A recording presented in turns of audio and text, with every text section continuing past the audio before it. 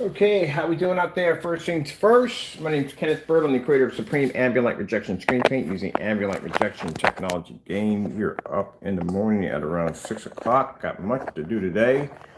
Found out that my gaming chair yesterday comes in two pieces, of course, because there's only it's half of it, but it's not there. So I was able to get a hold of Amazon, and they were able to contact the seller, and it assured me that it's not showing that the shipping has completed. That there is another part of the box coming out with the rest of my chair, so that's coming in. Also, too, I put up for sale my Optima GT 5600. I don't think it's going to make it to the website. I already got 13 people already emailed, text messaged me this morning when I got up, like, hey, is it still there? Is it still there? Yeah, I'm selling that projector for $425. You know what that projector costs you? Just $800 used for this projector. It's brand new. They're around $1,100, $1,300. I paid $1,400 when I first got it. So I'm going to let that go for around $425, and I'm going to right there, $425, and I'm going to throw in 1 quart of the screen paint of your choice. I hope it makes it to the shopping cart, because right now I got a buddy right now who wants to buy it now.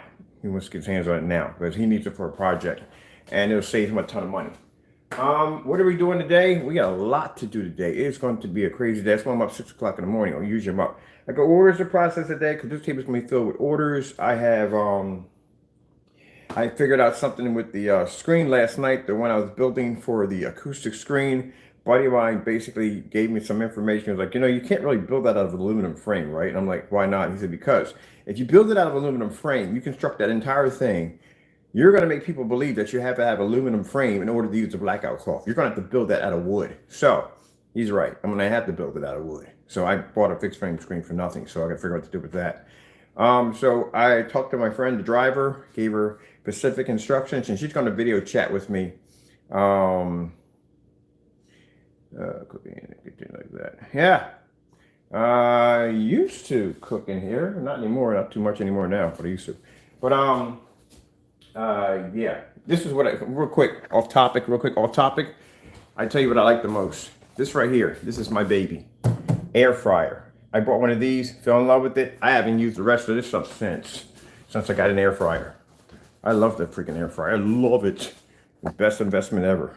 Got off Amazon. Good price. Anyway, she's going to do video chat with me, which I should have did before. And she's going to go over to Home Depot and pick up the lumber I need to be able to build the frames I need to build. So because she doesn't know much about lumber. So thank you. She doesn't know much about lumber. So I'm going to video chat with her. And I can pick out the wood that I want for her and brackets and everything I need. And then once she learns where I need to get everything from, I can just send her down there and she can just pick up wood for me. She has a caravan, so she's good.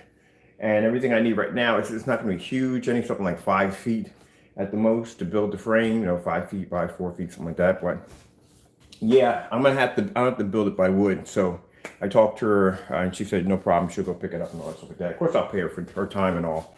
But that's another way I can get around doing it. All right, so Optima GT56 is out of the way. I told you that the projector that I had in here, I already ordered another projector. It's already coming in on Friday. Hopefully both projectors land on Friday. I have a 138-inch 235.1 coming in, which is going to take over this screen. And this screen today is going to be moved out there. And then the 126-inch screen that's out there, it's going to be put over there. And then the 235.1, which is going to stretch halfway across here to here. And I've ordered a ViewSonic short throw projector. I don't need a 1080p. I got it. Real quick, I'll tell you a little interesting little fact that will help you out if you're considering buying a ViewSonic projector. They have a 1080p version of their short throw. I would suggest not buying it unless you have a little more room. It's not exactly a short throw projector. It's actually like what they call a mid short throw projector. So pretty much what it is, okay, say like if you get a short throw projector, for me to get 138 inches, 235.1, my projector would have to be 4 feet back to do it. If you were to get the 1080p version of it, your projector would have to be back somewhere between like 7 or 8. I know it doesn't make any sense whatsoever, but they consider that to be a form of mid short throw. I don't even know what the freak that is, but something new they started. So I skipped on that. You know, I need the projector to be 4 feet in front of the screen, at least 4 feet. So keep in mind they have two versions. They have 1080p version and they have the one that's 720p. The 720p version is the actual short throw version, and the 1080p version is a new form of short throw, but it's a longer distance. It's still a longer distance when you look at it. You know what I mean? They're bragging about, you know, you can get 100-inch from 8 feet. That's not short throw to me. So I decided, you know, I'm just going to go. I've had this projector already, but then again, with this technology, I can use 720p to make a difference. All right, so right now, since I had to build the acoustic screen out of wood, because keep in mind, when you build the screen out of wood, it has to be built a certain way, so that way the sides or the top part doesn't collapse inward. So I have to build that to show you how to build the frame, and then basically attach that with the acoustic material. So I'll put the speakers up for right now.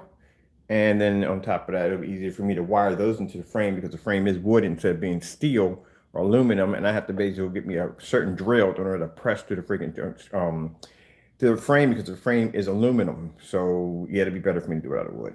So let's see. She comes down on Friday, picks everything up. And then I know Thursday was supposed to be the drop-off day, but we pushed it over to Friday so we can get everybody's orders in. We're getting everybody, trying to get everybody's orders in as much as we can done. So a lot of people jumped on last night.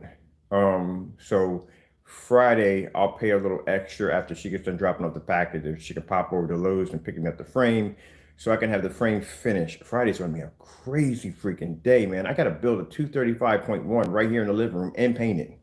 That is going to be crazy. That's why today I'm trying to remove this screen and put that out there and mount that and mount the other screen over here. And then I'll take this frame right here and I'll just stick it up here for the time being. This is a huge window behind here. I really don't feel like seeing the golfers all day. So I'm just going to put this frame up there for the time being. That one I'm going to coat in the black silver.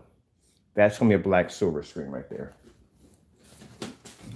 So, and I still got to order my picture frame because I want to do a nice little projector over top the fireplace, which I got to get around that too. Now, this is going to have to be changed out for my projector sitting. So I saw this nice little elegant bookcase, little thin elegant bookcase that was about right about up to here, real nice. I can take the projector and set it up there because this projector has lens shift. I don't have to worry about it. The same thing as the projector upstairs. I got to sit way up on top of the ceiling. I can bring the image right down. So I'm going to put that over there. So this will be 126 inch. I got to swap all this stuff out today. It's going to be crazy. It's going to be crazy. I'm still left with 2 extra screens because once that big boy gets in here, I had this screen and a 106. Well, actually, these 2 screens will be downstairs somewhere because I can't do anything with them because there's no place to put them. Well, no. I just use them for portables. I'll take them outside in the front for portables for fun, for video demonstrations. That's what I use them for. I'll just wrap them up in plastic. Oh, what are you guys way over there for? All right, so we're in 2 places at the same time. You can see as I got a lot of boxes. Yesterday was a busy day. And on top of that, I'm finishing off the arcade cabinet today. That's got to be finished off today, so it's going to be crazy. Oh, and guess what? I shaved. You know, yesterday I jumped in front of the camera, and my friend was like, "Good gracious, man. When's the last time you shaved? You're like a caveman." Yeah, I really let myself go on that one. Really let myself go on there. So it's a blessing. It's a blessing. I look at it this way. It's a blessing. God blessed me to have a nice place. It's a blessing. You know, if you go back to my old videos when I first started off, I was actually renting a little tiny small room, and I was doing my videos out of a tiny little room, the size of a bathroom, a little tiny room. I was doing demonstrations. That's where I first started my company, and it's what God blessed me to have. It's all from my Lord and Savior. All right, so we got shipping containers in there over here. So I got to grab one of these babies. I'm also saving boxes up too because the fellow who came up with the idea of basically building a retro TV out of cardboard boxes, Jason Cook, I'm gonna hear him say his name a lot. Good idea. We're building that. I'm going to build that TV, that retro TV set out of cardboard. We're going to call it the retro Amazon TV. That's what he started, retro Amazon TV. And it's going to have a fire stick in the back of it. So we're going to use a portable projector. We're going to use black plexiglass for the screen. And we're going to use a fire stick. So I think we get a Brookstone portable projector. get containers in there. I'm ready. Put something on so you guys have something to watch. So we're going to use this right here. So in the kitchen, I'm using my Sony ultra short throw projector. It's one's 720p. This projector is also interactive, which means if I want, I can write on the screen. So I gotta get around on that. Playing around with that. I haven't had a chance to work with that software yet either. Okay, these boxes open up.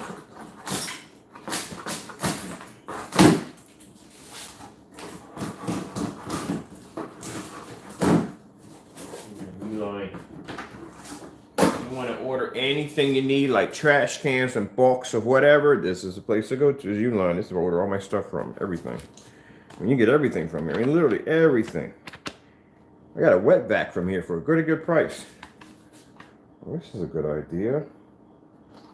There's some stuff I haven't even bought yet.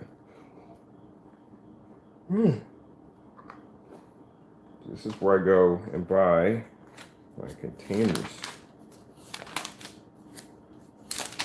All right, we got to go through this book right here. I got to go there. I have to do some stuff and I got to buy and order. They even sell, in Uline, believe it or not, they even sell the red velvet rope that you find at movie theaters. Those of you got those fancy home theater setups and you want to know where you get that fancy red velvet rope, you get it from Uline. They got it over there. Let me see if I can track it down here. Yep, I might get some of that. I might get some of that rope. I think when I finish it up, I might get some of that red fancy rope. I might get some of that. Where I can do something a little pretty cool. Put a little sash from side to side would be pretty nice. Let's see if we get all my containers. So if you go to the website right now, you're not going to see the projector up there. I haven't posted it yet. So probably around 12 o'clock when I'm done with everything here, it'll get posted. If you don't see it, that means somebody came in and said, hey, look, send me an invoice. I want to know. Usually that happens. So, you know, hopefully I do get it up there. Oh, I could have got my caution stickers from here. Mother freaking Jerry's ghost. Look at this. I could have got my caution stickers from here. From my freaking, from my whatchamacallit building upstairs. From my arcade cabinet. Arcade cabinet. I could have got them from here for cheap. Amazon, I got them. It's a good price on Amazon, but still. I got them there. I wonder if I could buy a yoga mat, because I'm dying to freaking paint a yoga mat and turn that into a freaking screen.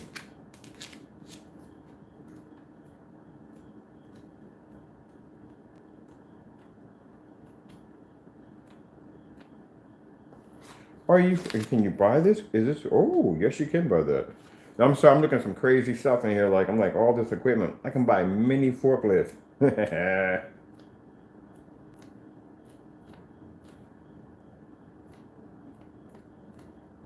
And those of you that are curious about the screen right there, that screen's actually made out of cardboard. That is cardboard and contact paper, the ones you use for shelving in your shelves or your countertops or stuff like that. That's what that is. Pretty much just a cardboard projection screen.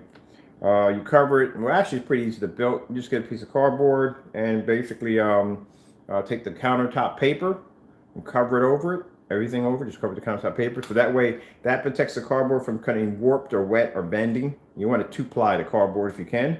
And then you put around the edges, you put some frog tape around the edges, paint it all in. When you strip it off, when you want to make sure whatever countertop you get, you want to make sure it matches whatever you're going to get. Or maybe you just don't want to match. You can put some caution countertop paper or make it look like it's made out of steel or whatever you want, you know what I mean? But you cover the whole entire thing with countertop paper and then you put a nice trim around it with frog tape, paint over the whole entire thing, peel it off, and voila, you got a frame. I need the frame to match my countertop. That's what I got that for. It comes close enough to it. Look at this. If you need a winch, if you're a mechanic and you need a winch to be able to pull your engine out, they got it in here too. I'll tell you, so everything in here. Everything. Oh, are you kidding me? Ooh, and look at this. See these?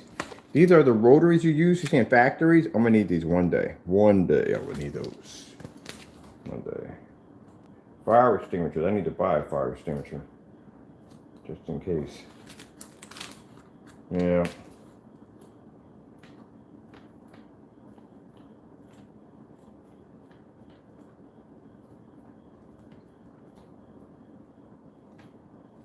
Yeah, I should have came right through here and purchased, but I did not do.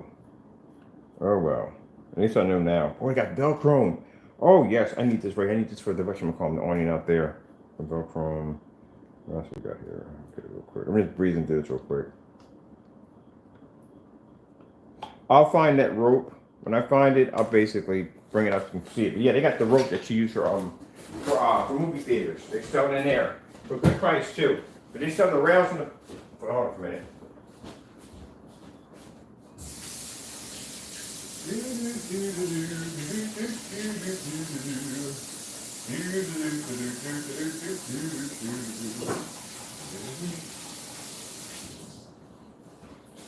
All right.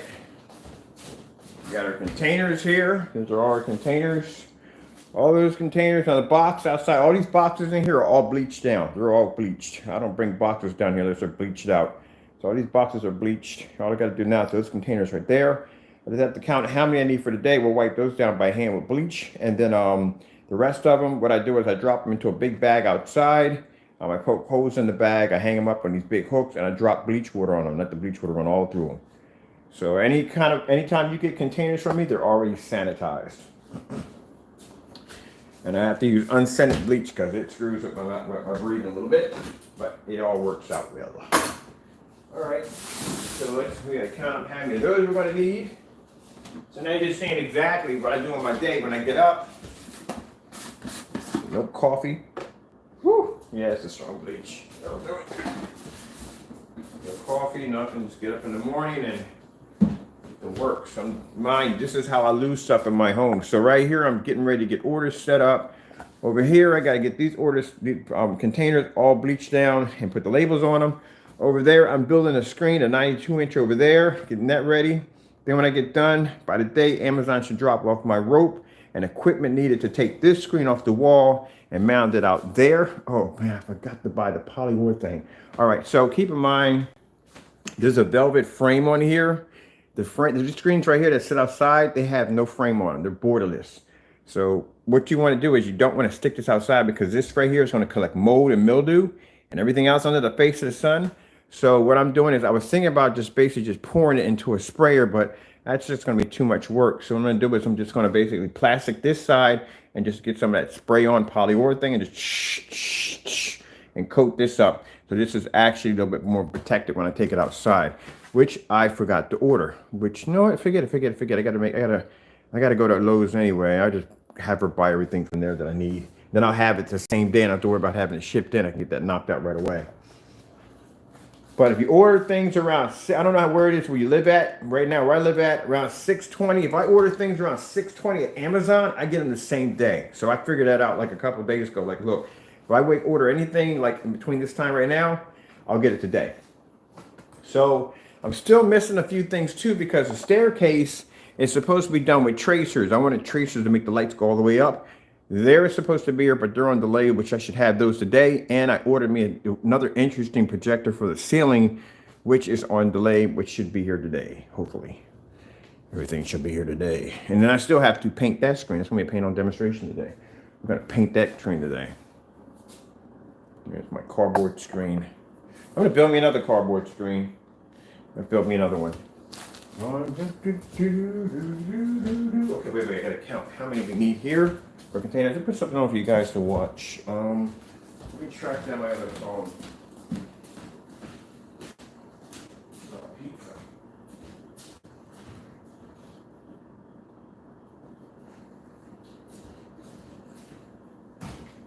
Let me see.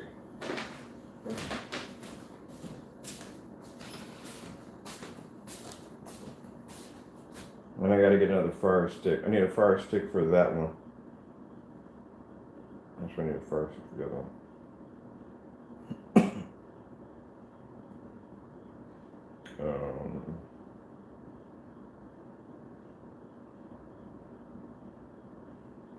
Okay. Put it on for the time being. Can't put anything else on because it's all licensed. So we'll throw this on.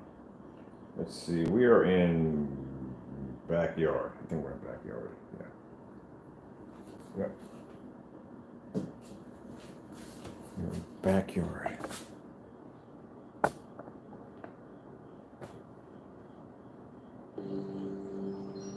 There we go. That's nice, relaxing fish.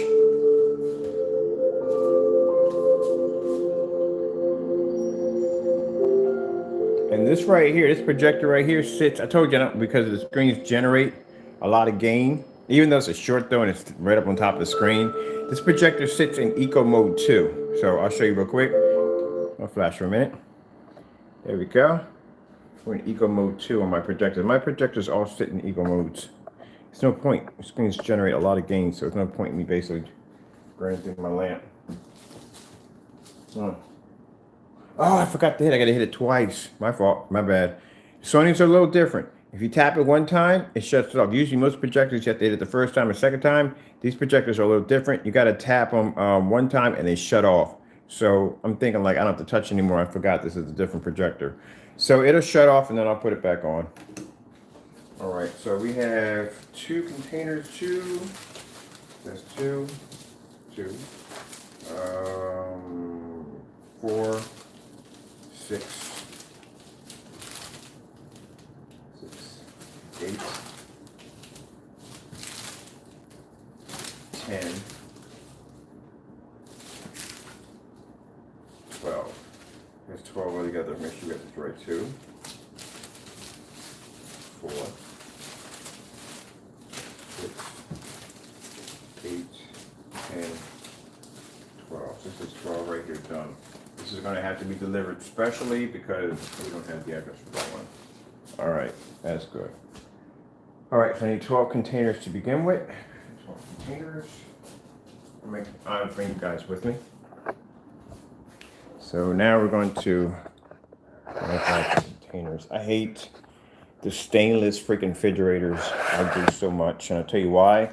Those things are fingerprint crazy. Then they got, that's the new one, doesn't have the fingerprints on it, but good gracious, man. Any little drip water, whatever, just leaves a little stain right down the side of your fridge.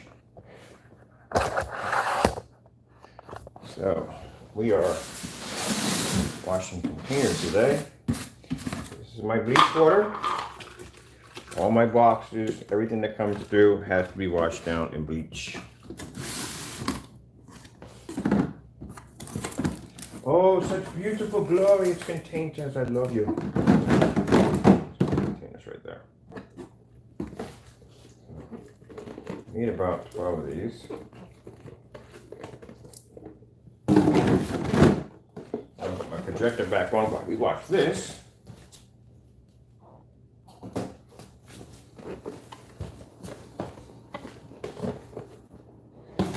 Yeah, I was kind of hoping my gaming chair would be here today because, you know, I wanted to get it set up so that way I can start gaming because I haven't gamed upstairs until my chair gets up there because the other chair hurts my back and this chair has massage on it. So I'll call them up and, hey, where's the container? Oh, that's so loud, isn't it? Wow. All right, I guess I turned you down, but whatever.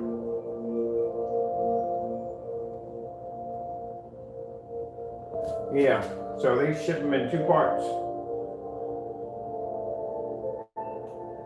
I'm sitting there having this interesting conversation with the woman, and she goes, well, there's 2 boxes and 1 tracking number. Like, how in the world do you get 2 boxes and 1 tracking number? That doesn't make any sense. So how do you track the other box? If it's attached to the original tracking number, that doesn't make any sense whatsoever. So I'm hopefully my part gets here today. Because I don't even know how you work that one out. If you're going to ship out 2 boxes, you should have 2 tracking numbers for both boxes. If I'm shipping out multiple packages, I have a tracking number for each package. So how do you track the other package? Knowing my luck, I'll probably get the other chair with the same part. Knowing my luck, what the chances are. And then what's going to happen is, I'm going to have to do a chargeback or try to get my money back, which shouldn't be a problem, to credit get my money back. I got to reorder the chair again, which means I got to wait even more time to get it. So instead of going through that, because I got the chair for $290, and I don't want to waste any more time or wait on any more delays and any more mix-ups, I'm just going to basically just go online and go to freaking Bob's Furniture and just buy a freaking chair, a recliner. It's going to cost me like $600, but at least I'll have it here. At least I don't have to worry about my parts getting mixed up and have to figure getting money back on my account. So I'm just going to do it that way. If they screw it up and I don't get my part, I'll just go to Bob's Furniture and I'll just buy me one for like $600, which is jacked up because I got to spend extra money because they can't seem to get their shipping in order. I mean, come on, I'm a small company. If I can get up in the morning and get labels and everything printed out and get everything done so everybody gets their packages, guess what? You can do the same thing too. Getting parts of the chair. Sitting there like, where's the rest of my chair? And I still consider it to be, when I said it's a blessing from God, it's still a blessing from God because that chair was supposed to come here really late. It was not supposed to be here, you know, it wasn't supposed to be here that early. I was supposed to get it somewhere like on the 18th or something. All right, so we got up to 1, 2, 3, 4, 5, 6, 7, 8, 9, 10. We need 2 more. Strip it down. Yeah, your containers are all, I told you I wasn't joking. I tell you, I wipe all your containers down. Your containers come to your house, they're clean. Now the boxes, on the other hand, I wouldn't suggest, honestly, because you don't know where that box has been. I would suggest you basically either taking it out outside and throw it in the trash, and please wash your hands when you get done, because keep in mind, if you strip everything out of the box and you go touch what's in the box, you contaminate what was inside the box. So just to be on the safe side, you know what I mean? Always say better safe than sorry. 1, 2, 3, 4, 5, 6, 7, 8, 9, 10, 11, 12. All right. And the rest of those, because I got to get these, other orders are already done, but these orders right now are a bit of the last ones. We just gather them up and get them done. But yeah, anytime you get boxes, even mail, anything that comes to your house has been touched by somebody else. And people say, oh, you're a bit paranoid. Oh, it's better to be a bit paranoid than be sitting up there with enough equipment stuck to you that they think they're doing tests for a new RoboCop movie. You don't want to go through that crap. I mean, come on now, really, seriously? You want to go through that? I have respiratory problems as it is. I couldn't imagine anybody going through what I go through or what everybody else goes through has it. So be lucky that you can get up in the morning and go, you know? I'm happy, I'm blessed that I can get up in the morning and do that right now. So, you know, be careful, be real careful. You know, really careful about it. Your package can come through, wipe them down. Just get some cross wipes, wipe them down. Big deal, just wipe them down. Peace of mind.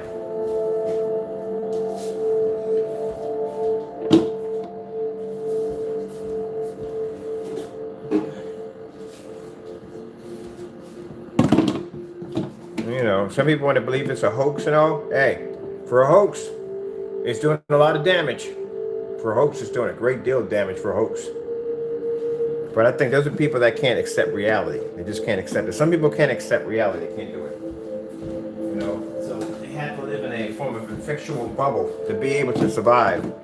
And usually, eventually, by living in that fiction bubble, eventually it will pop. And the outcome will not be pretty. So like I said, better safe than sorry. Always practice that, and it works well for me. I was building some screen in the backyard, and I put an extra layer of a 2x4 across it and bolted it in. And I'm thinking, like, I'm just going to have to run 2 on each side, and it should be good. And some said, no, drop a couple bolts in the middle, better safe than sorry. And sure enough, we had a good windstorm out there. If that frame wasn't bolted in the middle, it'd crack clean in half. It'd crack, the wind would have cracked it clean in half. Better safe than sorry. All right, so we got the containers here. Where's my fan at?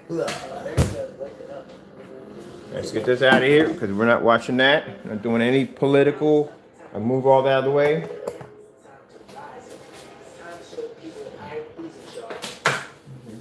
It's neutral here. It's all neutral. Treat it like sweet. Treat it neutral. There we go. Back to our fishies. I want to get it. When I finally get this other place, I want to get a coral reef. But I heard that getting a coral reef, I've been watching people have them. It's a lot of freaking work. It's a lot of work, but still, it's beautiful to have. All right, so we put our fan over here. Now you see what I do when I get up in the morning, when I say I'm up at 6. So we take our fan, we put it on just one. You know what I mean? We just throw our containers from the fan, let them dry off. So since you know that's what I'm doing right now, drop all my containers down here, let them dry. And the rest of them we stick in the bag, take outside. Throw bleach water in those, let them drain out. Bring them back upstairs, throw them all in front of the fan, let them dry. Once they dry, take them over here and start dropping the labels on them. So these are my labels right here and here. All my labels already pre-cut and in their baggies. So I know which ones are which. These are all cut and put down to the on the bags. Gotta have a nice, so you have to have a system. A system. Now, I told you yesterday when I mix my paint, I get pains in my hands because, you know, you're mixing the same thing over and over again. So, look at this. It was my godson's birthday, and this is what he wanted. He wanted Smash Brothers, and he's going to enjoy that. He gets it today, or Friday. It's on Friday. I got him that, and I got his sister a giant little mermaid doll. She was a big thing about mermaids. I don't know what it is. But, where's the power drill? I can take it upstairs. I need it upstairs. So it has to be under the sink. That would be the only place that the power drill would be, is under the sink. It has to be in there, buried under something. Can't remember any place else.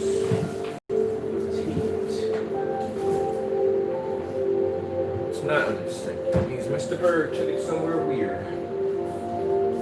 See anything that I may have taken it. I'll be back. I gotta figure out exactly where it is. Oh, wow. Let me show you the short trip to insanity in my freaking world. There's the power drill right there. I just walked right past it. Oh well. So, instead of me basically stirring this by hand, you know what I mean, because I do a lot of containers, I saw this trick online. Somebody took a pair of scissors and a drill and made their own form of paint mixer. It's a pretty good idea too. And this is how I lose the bits to my, I just threw my bit over there, which I'm gonna be looking for that later on. Where did I put it at? I know I put it somewhere in here.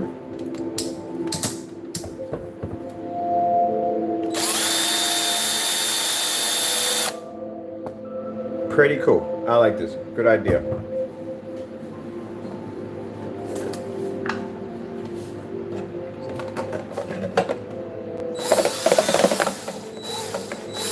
Now when you're stirring, you don't want to hit it full blast. You have paint splattered all over the place. Hit it gentle. Gentle.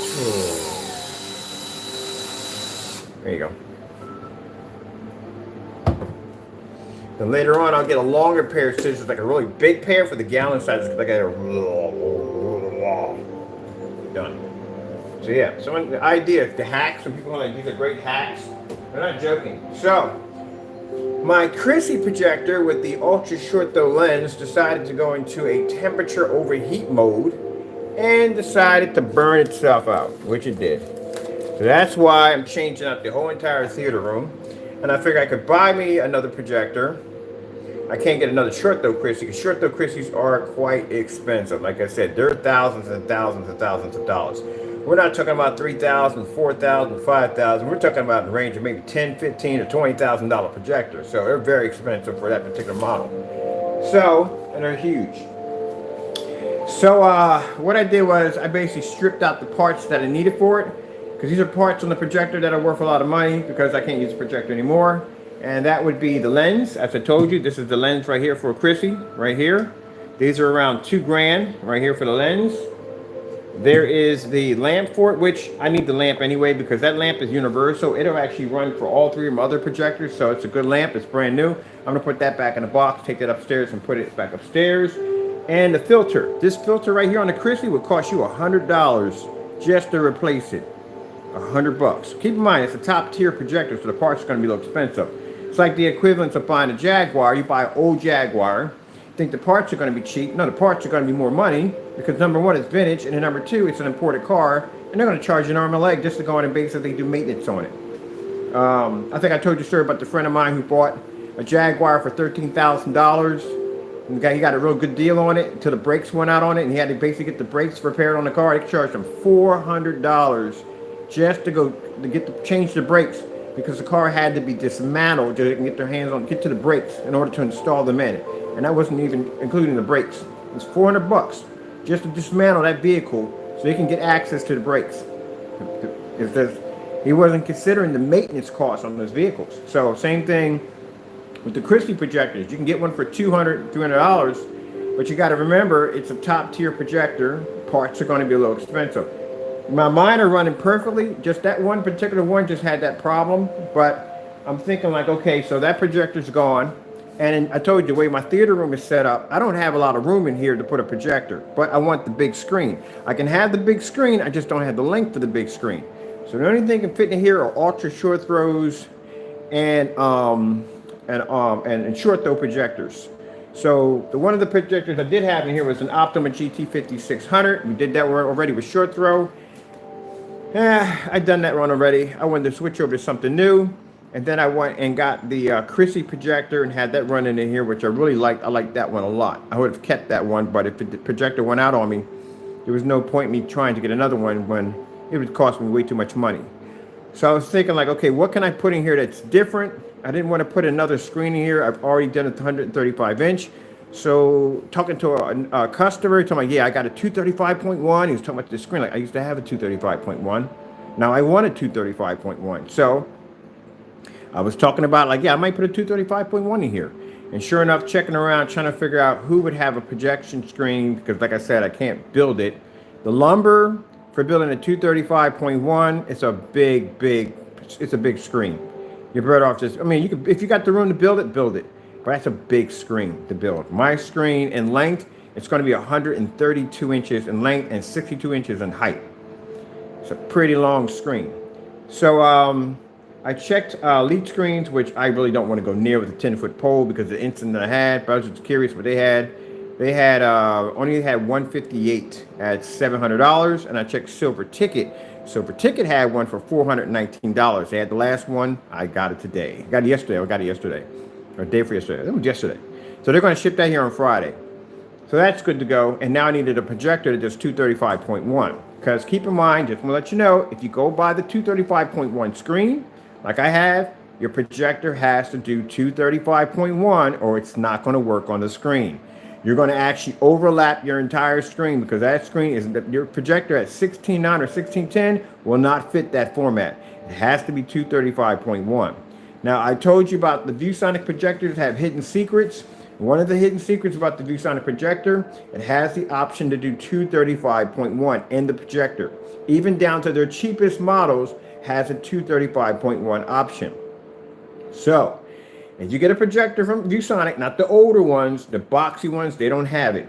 More like the ones like this one, and then the newer models that they have. So I think it's the 2016 and up have the 235.1 option in those projectors.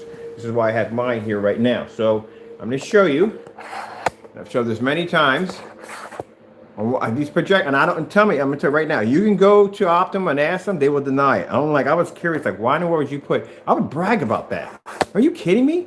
I got a projector that's 600 by 800 res with a 235.1 sitting in. I would brag about that, but nope, they don't bring it up.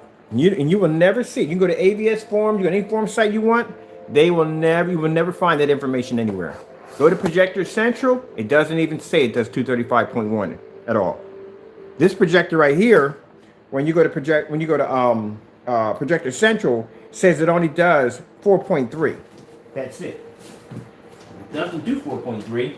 It does 239.1 anamorphic panorama and 16:9. So, it's just interesting. I'm just putting it that way. I don't know why they did it that way. It's just interesting. So, anytime you see me doing a 235.1 setup, I'm buying a ViewSonic projector because that's the only projector that has it. Every projector I have in here does not have 235.1. None of the Christies, none of the Sonys, none of them have 235.1. Now, there are projectors that do have it, but you're talking about some serious money, some very serious money. If you want to basically have a projector that has the ability to do 235.1. You're going to have to get a venue projector, or you're going to have to get something a little higher up. And by the way, for someone who made the comment about venue projectors sucks, they don't know anything they're talking about at all whatsoever. Seriously, crack a book. My goodness. Venue projectors are used for Disney. When Disney has all different forms of displays and visual effects, those are venue projectors. When they have concerts and they're putting visual effects on the screens and stuff like that, those are venue projectors. Venue projectors are work projectors. Use those projectors for all different forms of stadium setups and shows and concerts and churches and commercial use. Those are venue projectors. Those projectors have perks on them that average projectors cannot do. Like the 505 I have upstairs, which is a venue projector. That projector has multiple picture-in-picture in it on that projector. The Sonys have twin mode. Some of the venue projectors have something called portrait mode. We can flip the screen over like the one I have upstairs, and you do multiple screens. And those projectors are better if you're doing edge blending or doing any form of warp software, especially if you're doing any form of curved screens or something like that. Venue projectors are good for that. Those projectors are easy to sync together than these other projectors that you use on the market that are used for home theater setups. Yeah, you just know what he's talking about. But anyway, so there you go. That's the 235.1. Now, keep in mind, this is a long throw projector. This is why I need a short throw projector in here to do this. So, this projector right here you're looking at right now is a ViewSonic. I think it's a PJD 5155.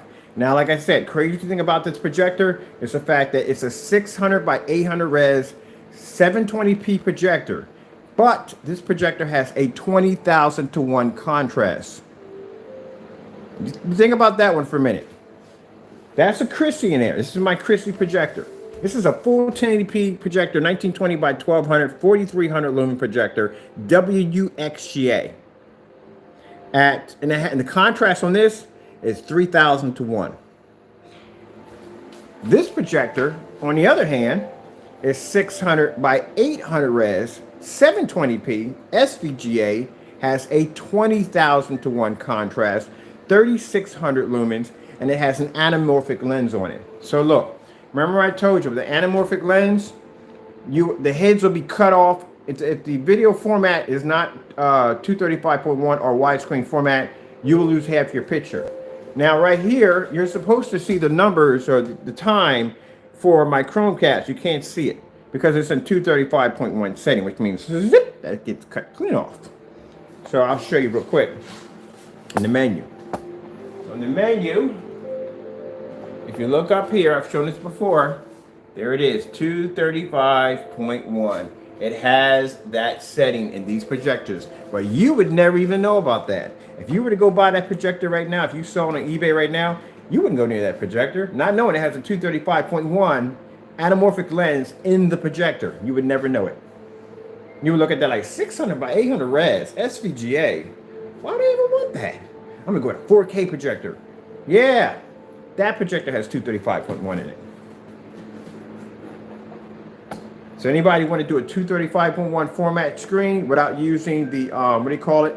They use the wide angle camera trick, which is basically you just take a panorama or anamorphic lens from a camera and you try to fit it on to the front of your projector. I've done it before in order to produce a wide, a narrow picture to give you that 235.1 setting, which it works some of the time, but not all of the time. Keep in mind, it's a camera lens trying to be fitted to a projector lens. So that doesn't work too well. And like I said, the other option is if you got the money, you can spend a couple $1,000, more like a lot of $1,000 in order to get a projector that has that capability. And mind you, the Christie's brand new are worth $6,000 and they don't even have it. So you're going to have to really, I don't know, play some kind of bingo game to figure out which $6,000 or $7,000 projector may have that option and may not have that option. Just because that projector costs that much doesn't mean it has it. But it's guaranteed that the ViewSonics, these particular models, do have it. That's a 100% guarantee. There's no way in the world you're going to spend almost $520 for a screen, not knowing that the projector can do 235.1. So I know which particular ones do have it and which ones don't. Which I'll show you that later on eBay, which ones do have and which don't. Other than that, yeah, that projector right now, I paid about $140 or something dollars for it. That's all that would pretty much cost you right there. $140 for that lens, for to have that set up. And on top of that, with our black technology, woohoo, looks amazing. Absolutely amazing. Let me clean it up a little bit. There we go. Get that detail to pull out of the screen. That's what I love about black technology. 720p, 600 by 800 res. Look how beautiful that looks. That's why it doesn't make a difference when I buy a projector. Why would I care if it's 4K? Why would I care if it's 1080p? Why would I care? Why would I even care? It's black technology. It makes everything look good. Yeah. So you have any idea what this screen's going to look like? It is going to be 138-inch jet black 235.1. Oh my goodness, it's going to be insane. I already ordered the LED lights for it already. All right, so now those are drying in there. Labels are already counted for. Still got to go back on the account. You guys can't be with me on that one. Got to go back in the account, get the rest of the orders out for today. We got to go order some more supplies. Let's start on this right here. So this right here is the fixed frame screen that I was going to build yesterday for the acoustic screen, but my friend enlightened me by telling me, hey Ken, if you build that screen out of aluminum, that's not going to work out too well. I said, why is that? Because if you're going to actually advertise this blackout cloth, you're going to have to build this on an original wooden frame, which the customer is going to be using to actually attach it to a frame. And he's right. So we are going to do something with this screen because now I have 2 extra screens.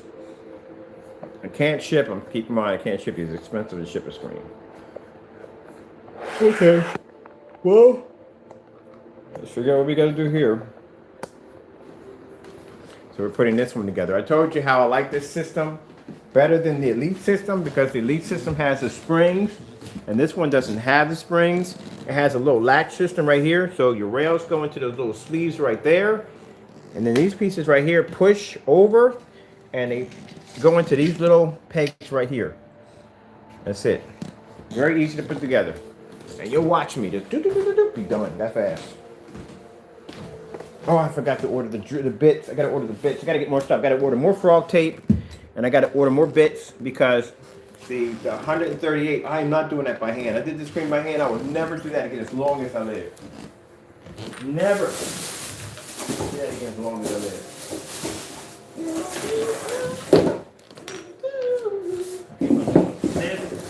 This is something we can build with. We'll build something out of this. Later on.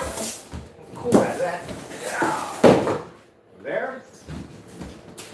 And let's get this started. Oh wait, let me get all this trash on the way. As clean as possible. Pick that up. That's what I'm gonna do is slice my foot open. I don't need that. Up in the morning.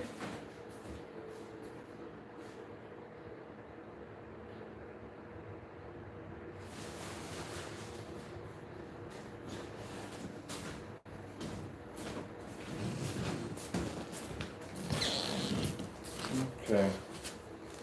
That's one now. No, I can't even run those. Okay, whatever. Alright. Let's start off with bringing the cleaning to it up a little bit. So I'll show you up close so you can get a visual understanding how we're going to do this. Alright, so take this right here. The rod is behind here. And all you got to do is push it through. And the rod hits behind here all the way across, and that causes the spring to expand and become tightened. So if you look at the center of the screen, you'll see it start to tighten as I start to pull on it. I like this better than the springs. Now, one thing I give credit for when it comes to Elite screens, their spring system is a breeze to use. And it is a breeze. All my screens, majority, I haven't had 2 screens in here that are not Elite screens, but their spring system is a freaking breeze. Some of the companies that I dealt with when it comes to the spring system, they make the springs too short. And then on top of that, some of them use it's cheap metal where some of them may snap or the other ones basically don't expand as you're trying to get the screen to connect to the frame. And man, that becomes a freaking nightmare. Some of them actually are literally freaking nightmares to work with. But the Elite screens, I give them that much. Their spring system is freaking a breeze to use. I mean, I never had to use the tools that came with it to actually stretch the screen over at all, period. Some of them, you got to go into freaking full Hulk mode. pull that screen over. Yeah. I told you I had one that was so bad. I just threw the whole thing in the trash. Like, no, I can't deal with this. Can't deal with this right now. And, let me see.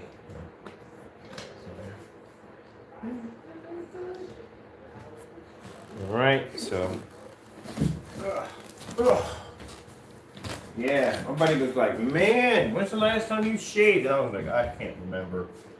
Yeah, he said, you gotta shave, dude. I got this one, like, yeah, I gotta shave it off. Gotta get it cleaned up. Clean it up. Got my caveman going on. Clean the caveman. Alright, put these in. We have one screw. Come on. Let's get this in here real quick. Come on now. Be nice. In there. There we go.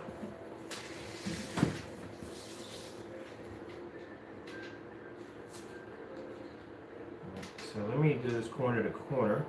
I think that'd be better. Do that first, and then we'll get this corner right here. These over here.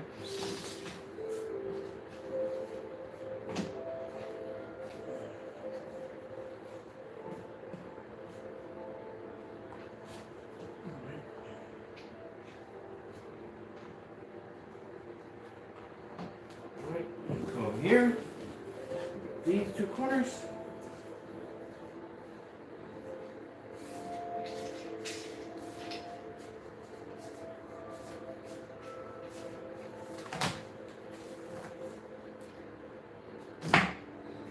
Alright, let's get this one over here.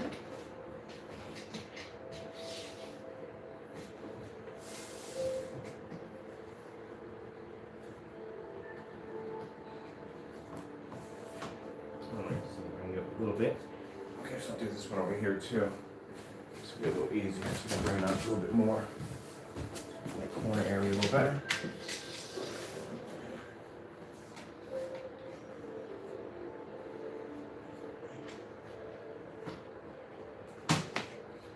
Alright.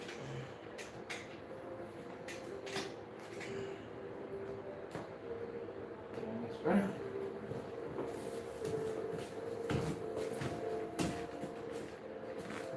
These two here. So there's a groove in the peg. There's a little groove in there where the bar locks in, so it doesn't slip over. You don't have to worry about it slipping over the frame, at all. There's a little groove in there where that bar locks into. But much easier to put together. Now this particular company where I ordered this frame from,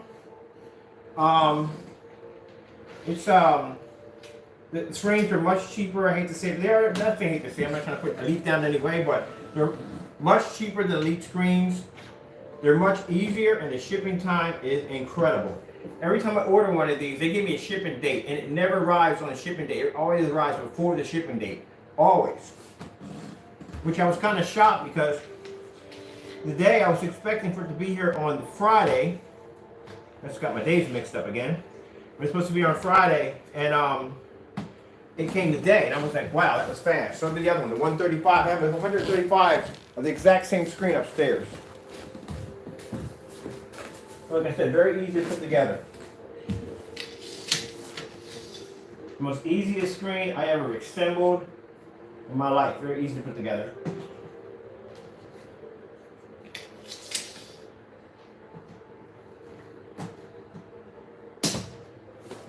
Tools to basically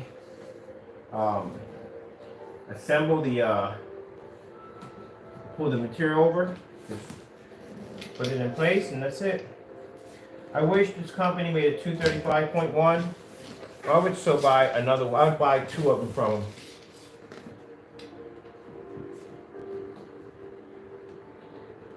I think Elite Screens really should start building their screens like this. This is so easy.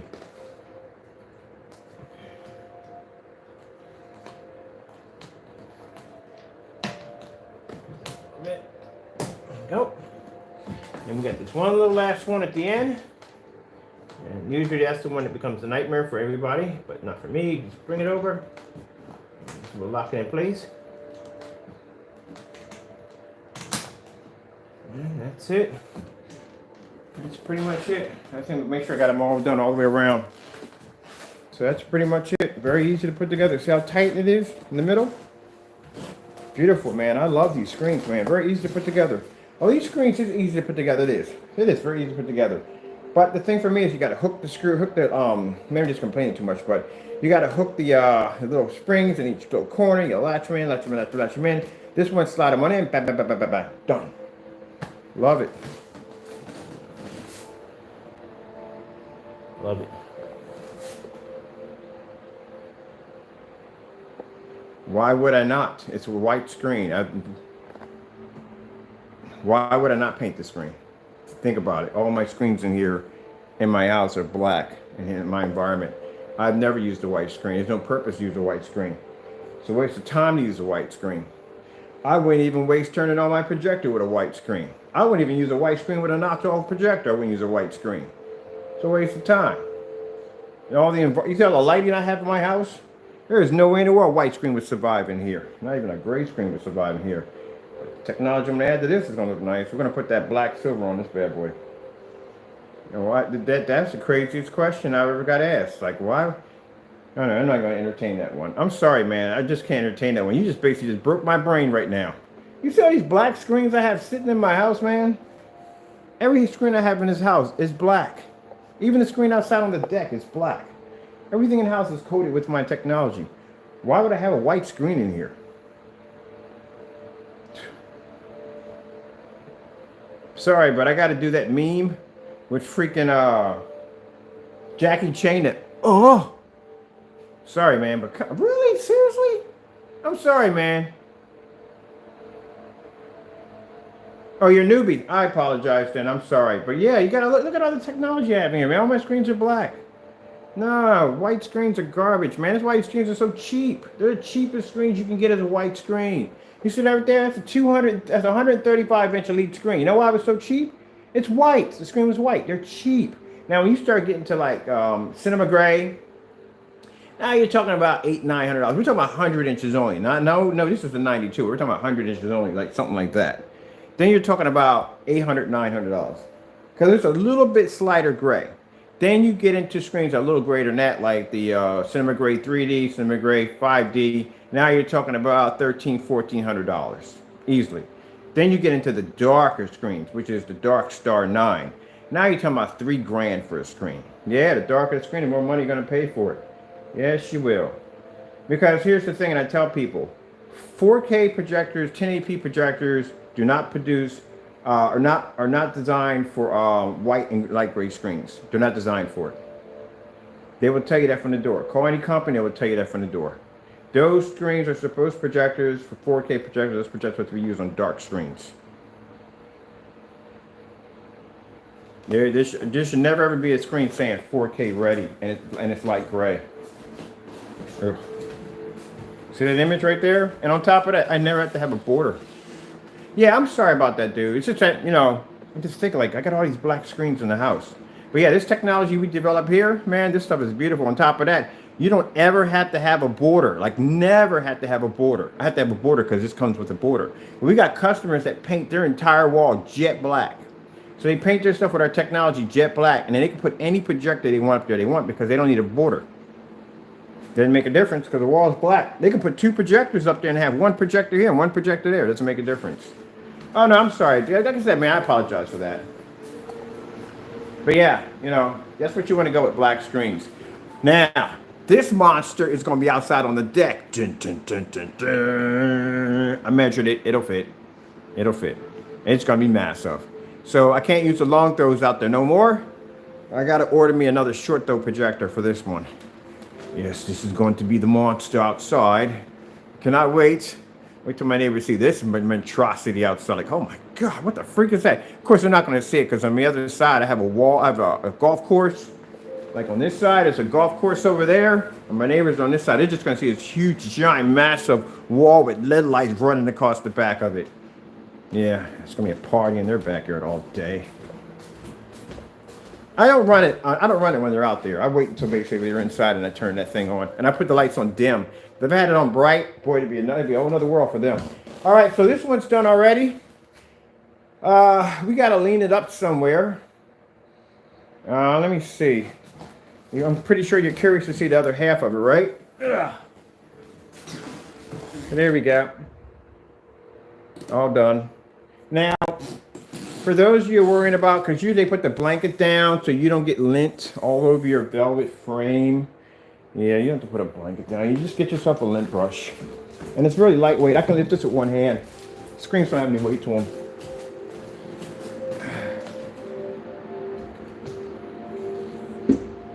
That's it. So, what you do is, you're going to clean off your velvet on your frame. You get one of these right here. These are the ones you use for cleaning off your jackets. You know, I like to get those peak coats in the wintertime because they're nice and warm. And covers my chest a lot better. I love peak coats. But the problem with peak coats is every little thing you sit on or rub against comes off on your coat, especially your dogs. Dogs terrified. I love dogs, but man, when you got a peak coat on, they terrify the daylight. They're gonna jack this coat up. So what you do is get one of these right here. That's it. And you just roll over your screen.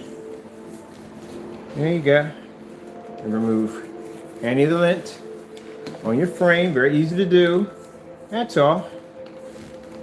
This is how you keep your frame, your whatchamacallit clean. It's how black mine is, how it stays clean. Yep, this is all you do. Just roll over top of it. And then take all the lint, all the dirt and everything right off of it. See? Very easy trick. And that's how you keep the nice borders nice and clean. Or if you don't want to go with the borders, you don't have to deal with that craziness, then you go get the borderless. These are the borderless fixed frame screens. They cost a little bit more, but these are different. Now, usually when it comes to fixed frame screens, the material is actually, like you see in the back of it, these are different. The material actually stretches over the frame and connects from the back. That's what makes them borderless. But that's the easy trick. So, you know, some people put the blanket down because they don't want to damage the velvet, but all you do is just basically just take your roller and just go over top of it, and that's it.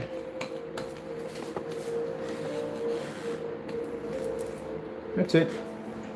Easy trick on how to clean up your and that's another good way to keep them clean. So we're going to be coating this one to a black silver.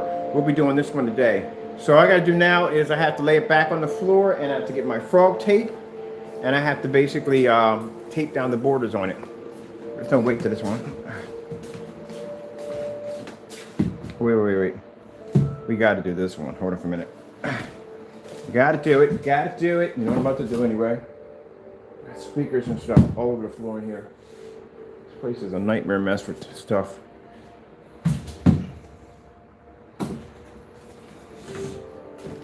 I was wondering if I could just fit that up there, but it'd just be doing too much. All right, so let's go over to the projector.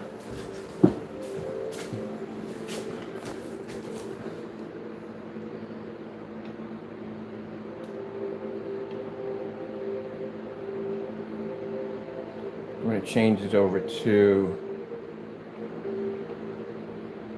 Panorama. So Panorama. I'm going to change it over to. Oh, it has other settings in here too. You don't get those in your everyday projector. Or these ViewSonics have these settings in these projectors. All right.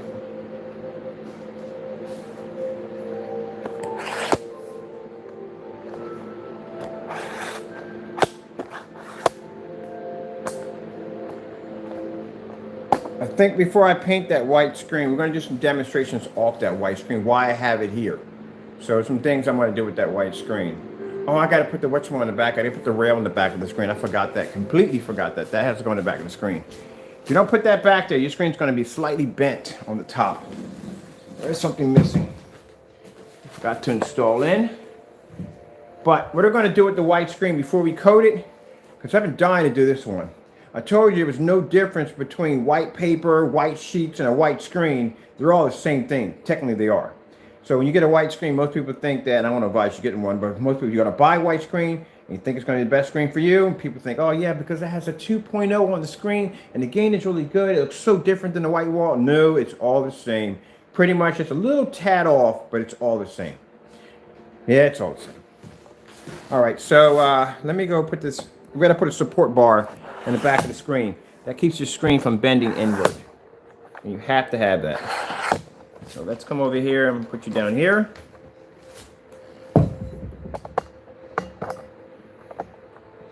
This is why I was ticked off at Elite Screens, because I was missing the freaking bar that goes in the back of the screen. I was missing the tension rods. Without those tension rods, that screen is worthless. Like, you can't do anything with it.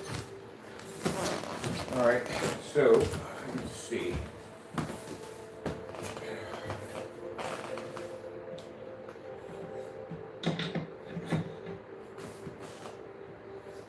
Should I take these out? A minute. So remove this one.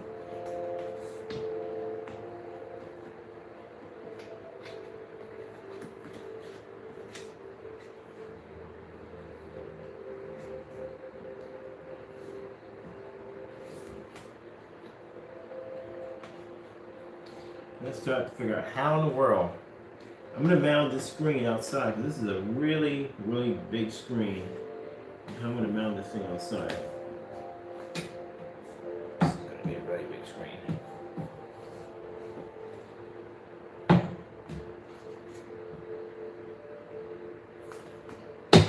Alright, well that makes a lot of sense. Let me see.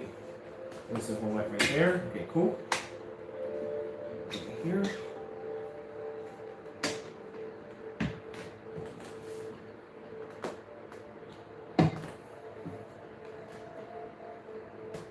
So you can figure out where in the world there's a hole there. There's supposed to be a little hole there to put this in. Put this into. Where is that? So I'm not seeing it here. Let me see what we got going here.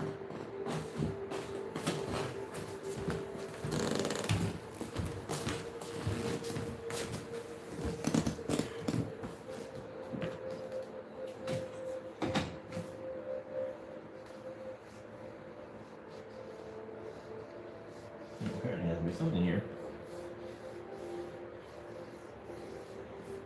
Alright, maybe I'll look at my marbles here. Let me look real quick. There has to be a little more in there.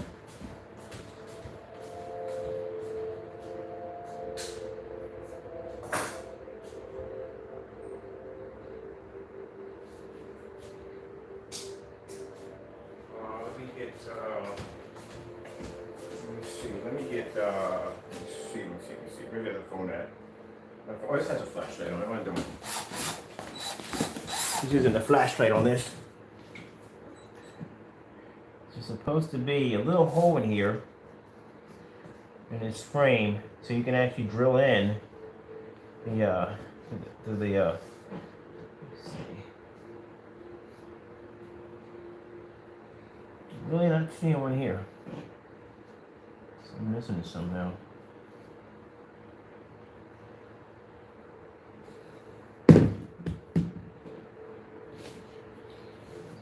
Right there.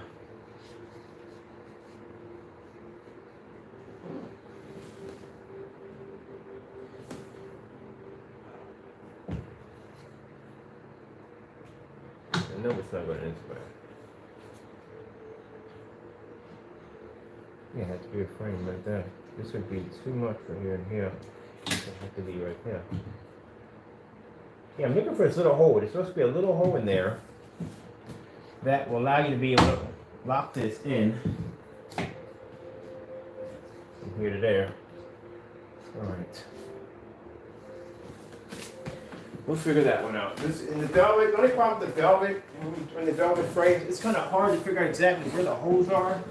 It's supposed to be a little hole in there. Right here. I'm about to take my little pin or screw and stick it down, because the velvet maybe covers over the hole.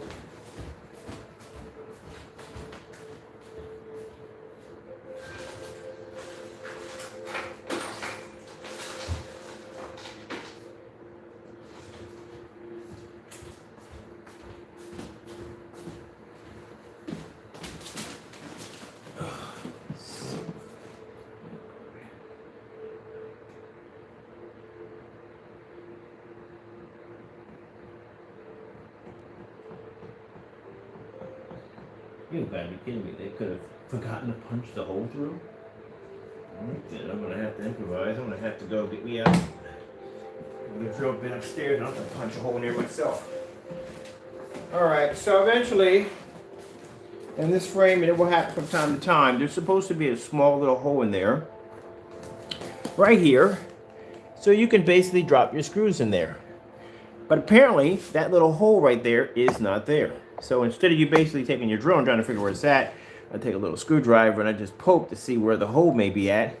And apparently, it's not there. So, I guess this kind of stuff happens from time to time. It doesn't bother me at all because it's something I can easily fix. I got a diamond tip drill upstairs. I just punch a hole right there and just drop the screw and be done with it. That's all. And this is something like this I'm not worried about. But when it comes to the tension rods missing, that's something you got to complain about, because without those little rails in there for the screen, this is completely useless. You can't use it. But this is nothing. That's something. That's an easy fix to do. So I'm not worried about that.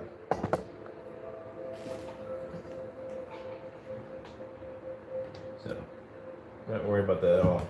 Period.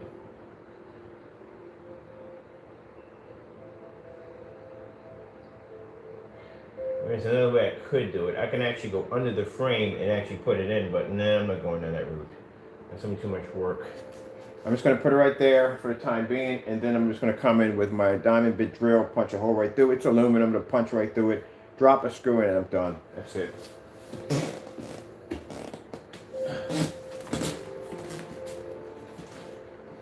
That's what I'm gonna have to do. All right. We'll get to that one later on. All right, first things first, let me kind of find my phone here. There's something I want to do real quick. Let me track down my phone. This is a bit of a mess. Track the phone down. All right.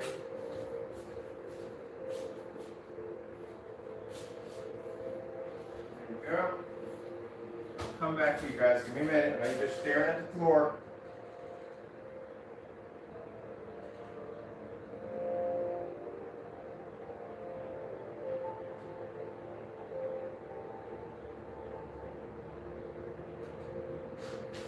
Bring it here.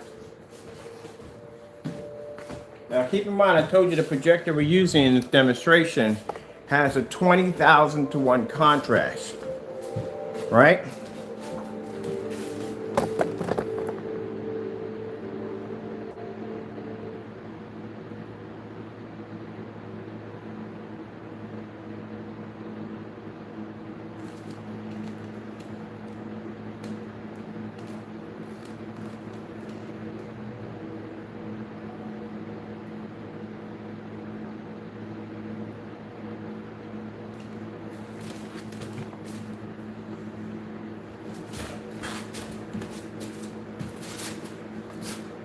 Stand this up in here. I hit my ceiling. My ceiling's painted. I definitely want to be jacking that thing up. That was a lot of freaking work. Ooh. Man, I did it. Oh, shoot, watch this ceiling. A lot of freaking work on that thing. Things I do for you people. Shows you how much I love you.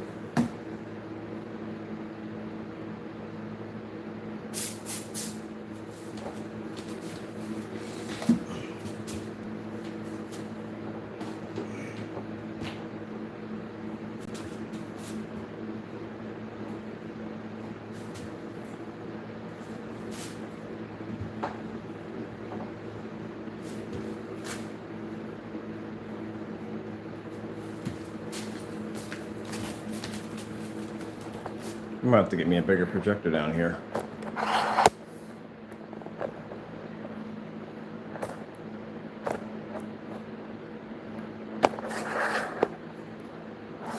There we go. You guys will set up better.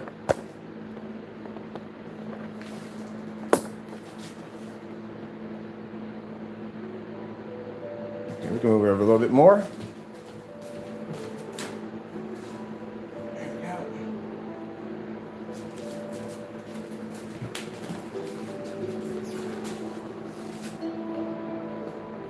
That's why you don't want to deal with a white screen. Look at that. It's 20,000 to 1 contrast on this projector.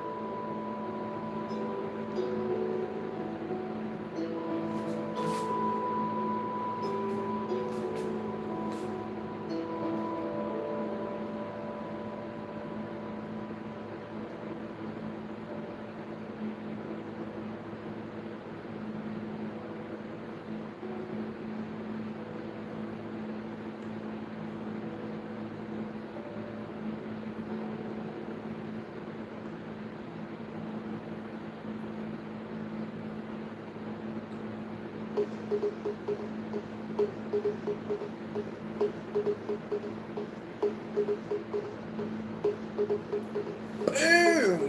That's why. White screens are garbage, man, I'm telling you.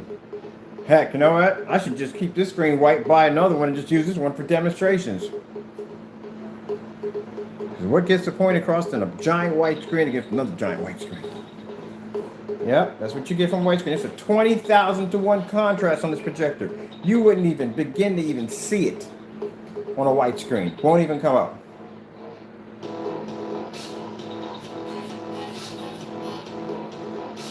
I think I'm gonna play around with this before I paint it.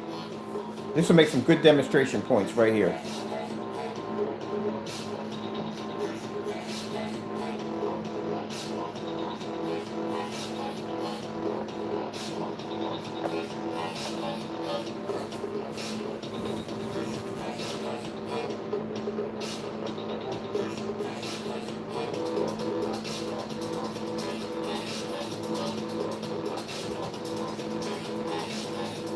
Now watch this. Now I told you before, anything can be the white screen, right? Which is true, literally. Anything can be the white screen. So,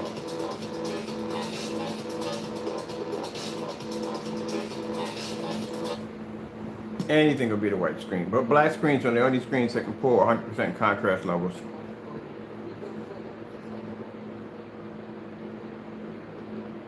Now watch this.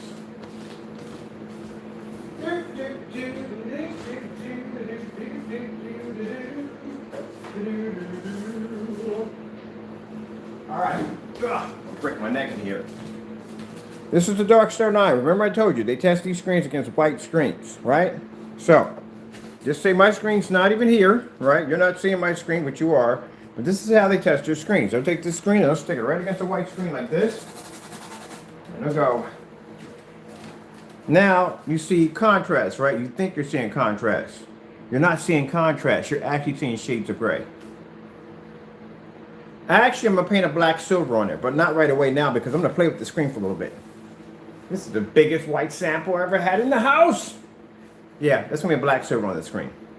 Okay, so this is how they test out their technology, right? So you look at this on a white screen, you're at home. You look at the screen on your screen, you think you're getting real contrast levels, getting real black levels. But technically, you're not. You're getting actually shades of gray. That's what you're getting. That is a true black screen right there. Now watch this.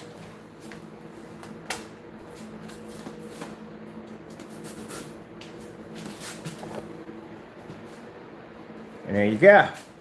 You're getting shades of gray. Because on a black screen, this screen comes out to be the white screen.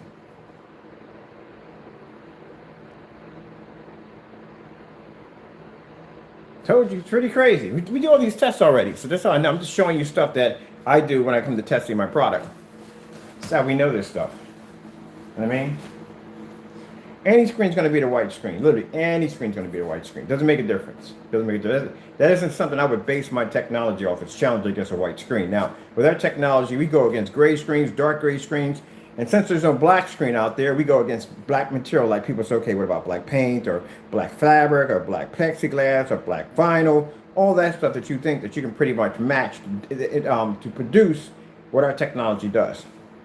We do all this tests already.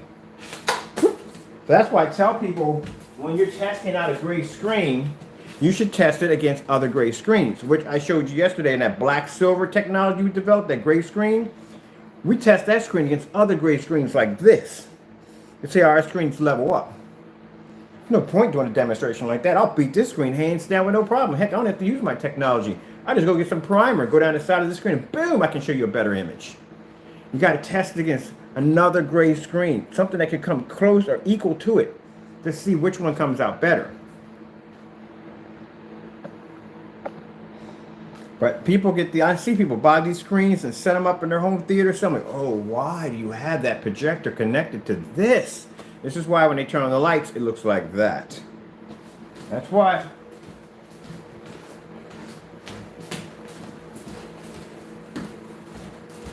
So it's kind of like, hold on. It's kind of like, I see a lot of these screens, like when I go into storefronts, they'll have a projector set up there like Strawbridge and Clover, whatever. They have these big projectors set up to show off their perfumes and advertisements and stuff. And they got these big, powerful 4K projectors. Of course, you know, they're going to get the projectors up. When they're sitting there talking about setting up this whole set, like, yeah, we got a lot of lighting in there. And we should go with a projector with the highest lumens and maybe the highest resolution so we can get the most sharpest and best picture. Yeah, I've heard these talks before. And I go out and spend like $6-7 grand for this freaking monster of a projector, hook it up there, and the picture still looks like crap. But to them, they think it looks amazing. To me, it's like, I'm going in the toy direction, the toy aisle, because my ex used to actually constantly go into that particular area where they have the makeups and stuff, and I couldn't stand looking at that screen. Just want to come in there with some paint and just go and be done with it. There, this is what it's supposed to look like.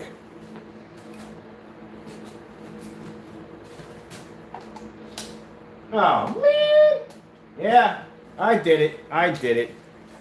Trying to plug in my my power cord to ironically plug in my power cord so I can charge my whatchamacallit. I slipped and hit the switch and cut off my my projector. Believer. So that'll be cutting on back in a few minutes. Sorry about that. It'll come back on. But yeah, that's what I'm saying. People buy white screens and say, well, the picture looks fantastic, and no, it doesn't. No, it doesn't. I know what your picture looks like. I know. And this screen is supposed to have a 2.0. They said 2.0 gain. That really doesn't mean anything. Bottom line is just say you may be able to produce an image in a fully lit environment. Doesn't mean your picture quality is going to look great.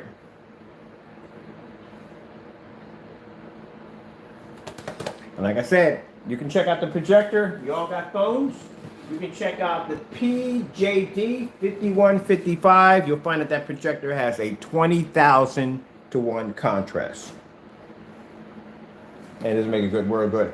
And I've seen people basically with churches and stuff, they'll have white screens, so a lot of white screens, and they'll use like a 4,000 or 5,000 projector. All you're doing is just whitewashing your screen. You're adding more white light to a screen. It's actually reflecting a ton of white light. So you're whitewashing your screen. Put this back on. Yep.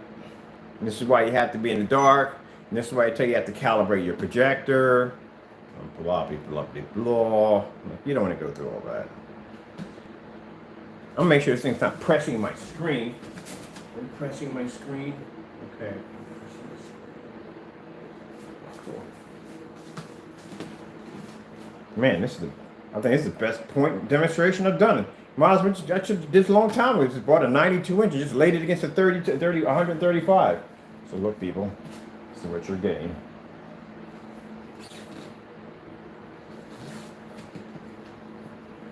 Did the same thing with ultra short throw. Same thing. So that's why I said I don't see why people. I don't even know why they still sell white screens. What is the purpose of still selling white screens at all? Period. And this is a 720p projector. Doesn't even react right to them. So I think there's so many in circulation, but they still keep making them for some reason. I can see if they were just selling off the older ones, but they're still making white screens. Like, what for? There's no point. And projectors today are so high tech. Even the older projectors don't even show well on white screens. All right, my projector's powering back up again. It's me, doofus, made a mistake and somehow turned off my power supply. There we go.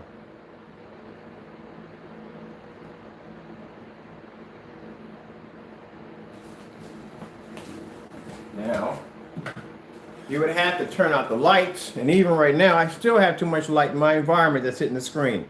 You'll never get that screen to convert to black, never. And like I said, 20,000 to 1 contrast right now on my projector. I have to shut off. Most of the lights in here, hopefully that screen still generates too much white light. This is why in your home theater setup, in your dedicated room, if you're using a light gray screen or you're using a white screen, this is why you have so much light reflecting all over the walls, because your screen can absorb light. Black screens absorb light. Any dark screens that we develop are designed to absorb light. Even that black silver, which I showed you yesterday, that screen pulls an amazing contrast level for a screen that's gray. It passes off as a black screen. It can pass off as a black screen. But like I said, you put it side by side to a black screen's going to basically dog it out. It's a screen that's basically designed to pull contrast. That's what its key element is, to pull contrast. And to produce a nice high white image. So even in the dark, you still, let's take out the LED lights at the bottom. There we go. Look at all the LED lights. This is still what you're going to get. Seeing shades of gray. That's what you're seeing.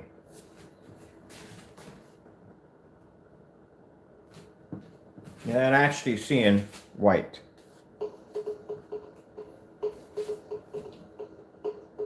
You're actually seeing color. Watch. When it's the black technology. That's what you're supposed to be seeing in your dedicated theater room. That's the picture. And mind you, I'm not doing this on a $4,000 projector. I'm not doing this on a projector that is 1080p or 4K. This is a 600 by 800 res projector, 720p.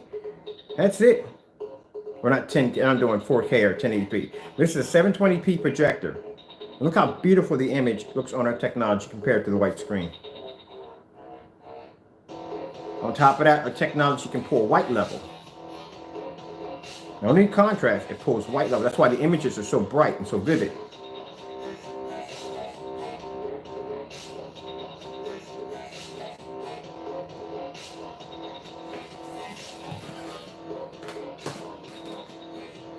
I'm over here grabbing some videos for y'all. It's really going to start to be a video demonstration, but after seeing this, like, wait a minute, let me see what happens if I do this.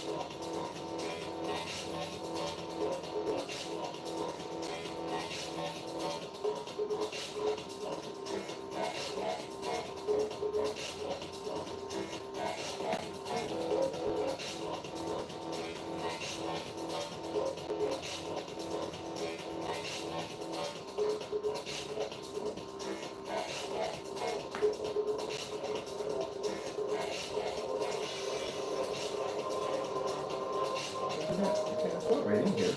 All right.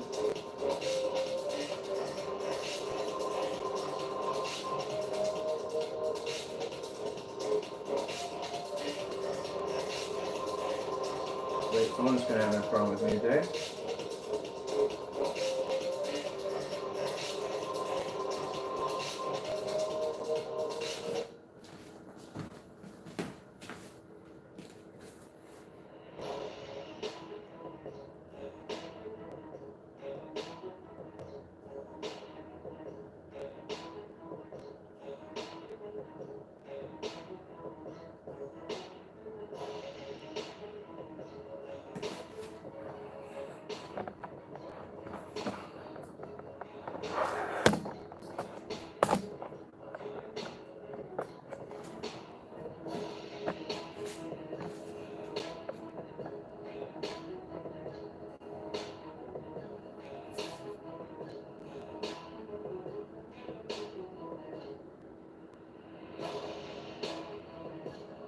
And this is giving an idea. Churches, storefronts, using white screens, it should be coated in black technology.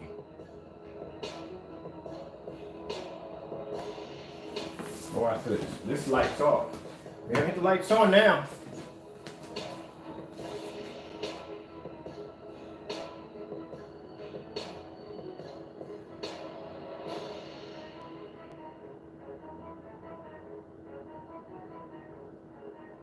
If you notice the black velvet right next to our technology, it's not even picking up at all. Around the trimming of the screen. Doesn't even pick up. So I would advise you never ever build a screen out of black velvet. The outcome would be really bad.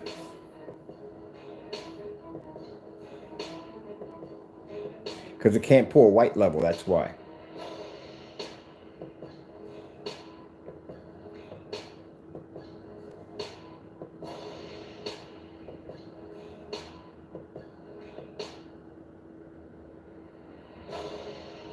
This is why I love what I do.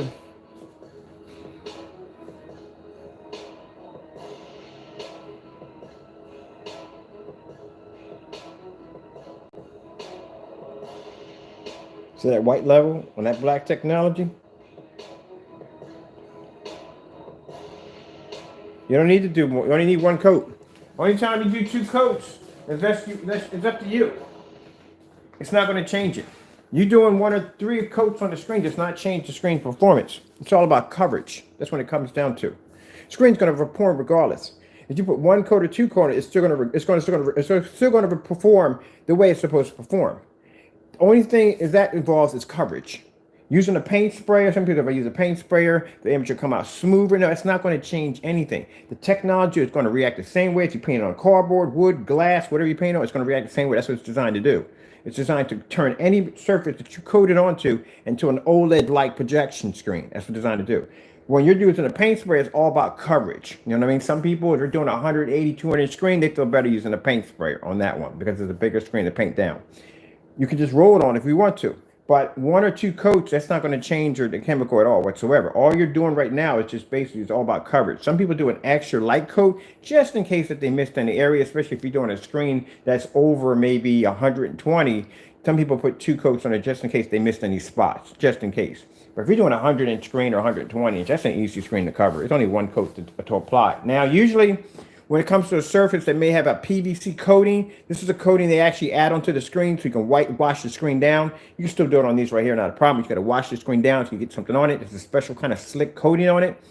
Usually if I paint the screen, the first time I paint it, all that will separate all the screen because that's basically, the chemical's not separating. It's just basically not attaching to the screen right away. So the trick behind that, and I've done that, you put a light coating on it first, let that foundation dry, and then you go over top of it and you're done. That's how you fix that issue. If you're doing fabric projection screens, any kind of fabric outdoor screens, I explain to people, it's like a sponge. It's going to absorb. So what you want to do is add in 2 coats of any kind of paint. Doesn't have to be primer, it can be any kind of paint. All you want to do is basically be able to cancel out the screen with the ability to be able to absorb paint. So what you're doing is you're laying a foundation on top of it. That's it. Once you roll with our stuff, that's it. Use less paint and less time, and you're done. And you don't have to worry about having any uneven areas because one part of the screen soaked in more paint than another part. That's it. That's all. This isn't designed to be coated on anything. I did a demonstration on Facebook where I took a piece of plexiglass and just whoop, whoop, whoop, went over top of it, threw it in front of the fan, and watched it. I painted the screen and dried it live. You watch that screen come up dark, and then as it starts to dry, you see the screen get lighter and lighter and lighter, and then boom. So we do live demonstrations of paint on a dry, but it doesn't really make a difference. You know, you have to put 2 coats. Somebody you put down 2 coats to get a better application. No, you're just putting down the same coat on top of another coat. So you're good. You're good. Oh, no. You're good. You got to ask those questions, man. You got to ask those questions. I ask like a dozen questions before purchasing something. I always do that. You know what I mean? I'm going to put money down on something. I ask like, okay, let's do this and just do that, so and so. I don't want to get here and find out like, oh, great goodness, I got to do this and that to it. Like, really? Yeah, you're good. I got no problem with that. Supposed to ask questions. Questions are how we learn. Yep, that's how I learned how to get. That's how I got into projectors. I bugged my friend June every single day. I went down to the store and asked him, "What are lumens? What does this mean? What's the difference between SVJ and WFJ?" He's the one that taught me everything about projectors.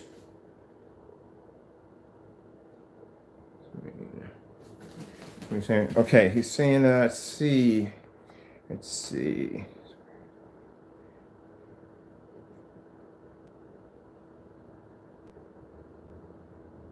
Well, like I said, white screens don't produce color. They don't. They can't. And I'll show you something real quick. We're going to do, now usually what they do, I'm going to show you solid colors, how solid colors react to white screens. And not only that, we're going to do that because, like I said, if anything can beat a white screen, we got to make this challenging. So we got to bring out a sample sheet. We got to bring out a certified sample sheet. We're going to do a gray screen. So we're gray, white, and black technology. Okay, so let's bring out a usual, sorry about that, people, if I'm walking away and talking.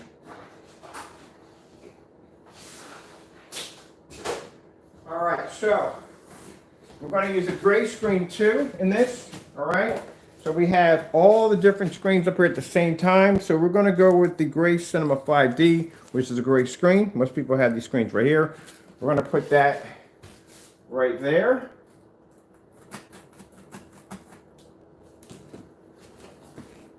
It's kind of a bit shocking, isn't it? I'm just going to leave it at that. I'll let you ponder that one for yourself.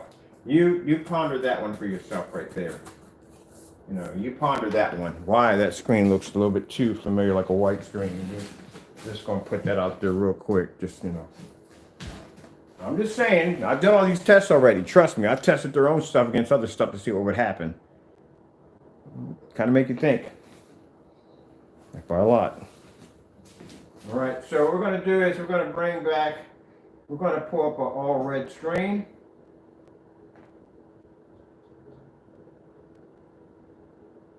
And this is just straight color red. And see how these screens react to the color red. Oh man, come on, seriously? Like, I'm not doing this. Not today, Kenny, not today. We're not doing this. Not today. And this is why they tell you that I can't get the color right in my projector. Image is coming up bland. They say, well, you have to calibrate your projector. Calibrating jack. And there you go. So that's what you get out of a white screen showing just a straight red image. Now the reason why I do this is because usually when they show demonstrations, they show multiple colors passing back and forth across the screen. You really don't know what you're looking at. You don't know what you're seeing. You don't know how red is reacting or blue or green, how all that's reacting on your screen. You don't notice that. You don't notice your images is actually fading right in front of you because you can't see the color in a solid form to see how it actually reacts to red, how your projectors act in the blue, how it's reacting to all these different colors. You can't see that because they put on all these camouflage colors. That's why I put on straight solid colors first so you can see exactly what you're looking at. So when you watch a demonstration and you see that screen fade, you know why. It's not reading red.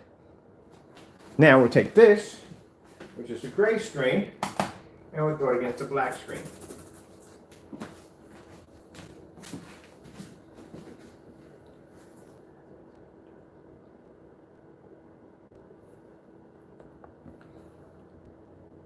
Yeah, black screens.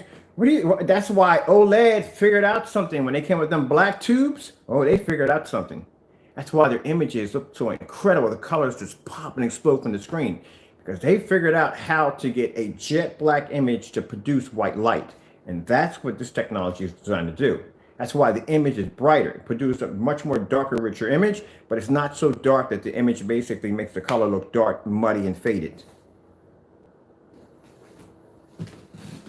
And other TVs. I'm gonna get some more for this because this is not gonna stay where I want it to stay. It's gonna keep fighting it. No, not today. Not today. But that's one of the lighter screens right there. Let me grab something right here. Got a little tape here I can use. Use this right here.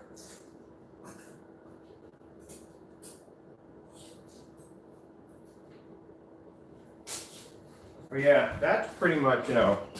We'll put on blue real quick. I'm getting this ready.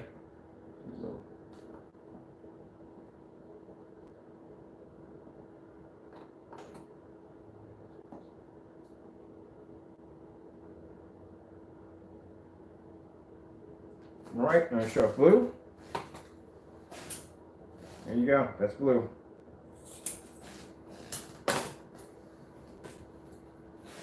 Let's grab, I'm going to give it back. Bring it back. Bring it back.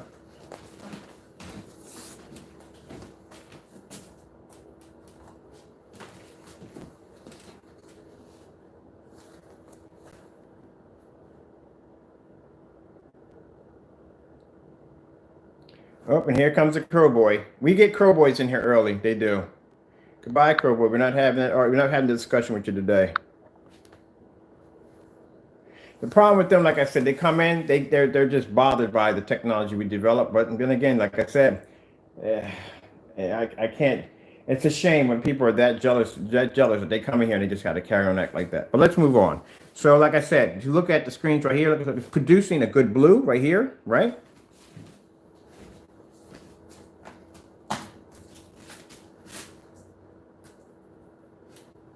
Interesting. They kind of joke about my knowledge, but they can't explain to me. And I asked them before in a demonstration. I said, "Can you tell me how my black screen is producing such a high white level?" They couldn't answer the question. So that was the end of it. See what I mean? In order for a black screen to be able to pull an image like that, it has to pull white level. But as I'm saying, when you're dealing with white screens, you're just not going to be able to get that, you're not going to be able to get that, that contrast level, man. You're not going to get contrast, and your colors are just going to wash out on every level whatsoever. Just not going to be able to do it. I don't know why they still sell them. What's the purpose of selling a white screen?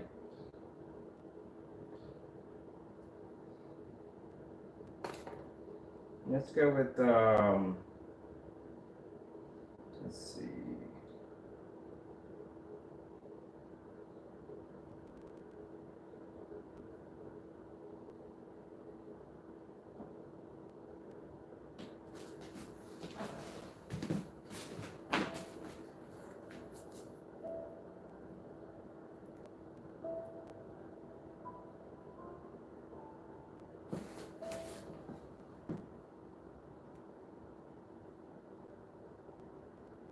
Remind you, like I said, when I show you this demonstration, it shows you how high the white levels are in our black technology. That is blending in with this screen right here, which is far lighter than my screen.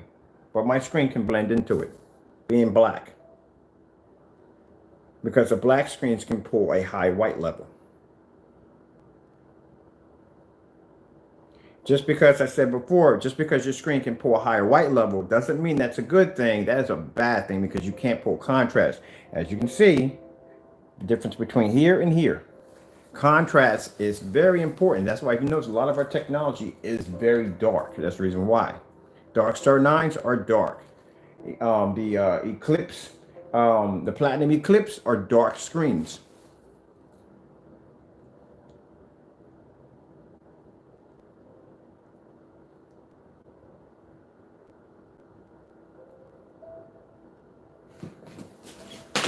Take the lights out.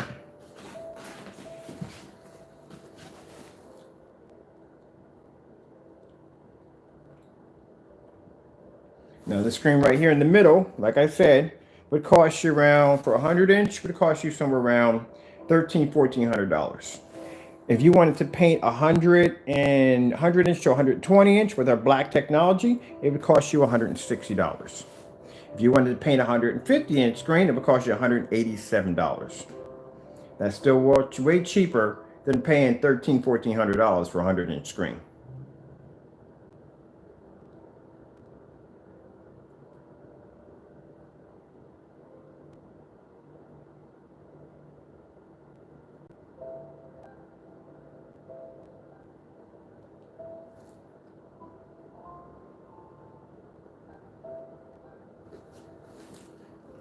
This is just 720p. There's no 4K, nothing expensive.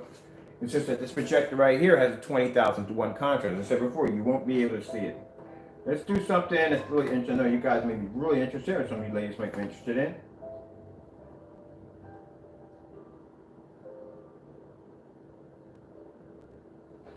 Let's check out something. A lot of you people have these in your man caves. Well, not this. We'll just let this roll on through. Remember I showed you the red colors first? There's a reason why, so you can see it.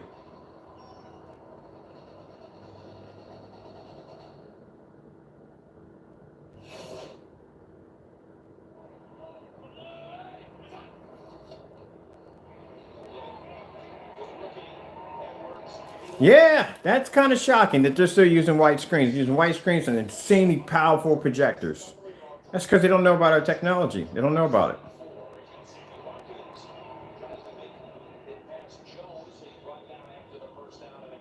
But I told you, I'm going to pass off this earth one day. But somebody's going to pick up where I started from. And then maybe one day you may walk in and see a black screen in a movie theater. Might not be, but I might not be around to see it, but somebody else is going to do it. Somebody's going to pick up right where I left off at. Look at the Wright brothers. The Wright brothers invented the airplane, right? He had the ability to travel back and forth. But they were never around to be able to see the technology of what their idea developed to become. The technology we have now and the ability of being able to fly and transfer from one place to the next. They would have never, if they were able live to see that kind of technology we have now and what they got from it. But it took somebody else to take their idea and take it to the next level, which means I'll never see this. I may never see this in a movie theater, black screen. But somebody's going to do it.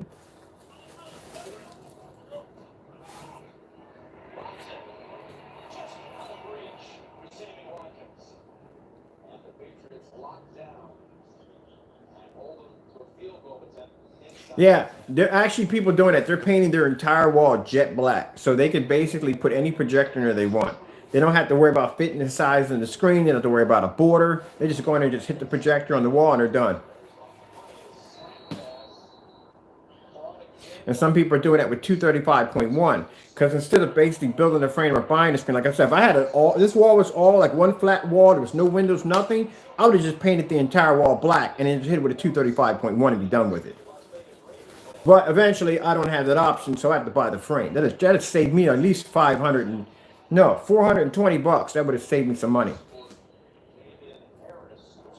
But apparently, the person who had this house had a bit of a window fetish, and there's windows everywhere in this place.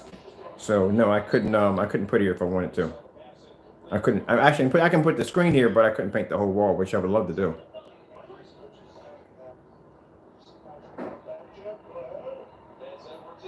Heck, if I had the whole wall, I could paint it. I would put a 235 at the top, and I would put 2 ultra short those at the bottom with 2 small screens at the bottom. Oh, that'd be freaking sick. That'd be nice. That'd be nice.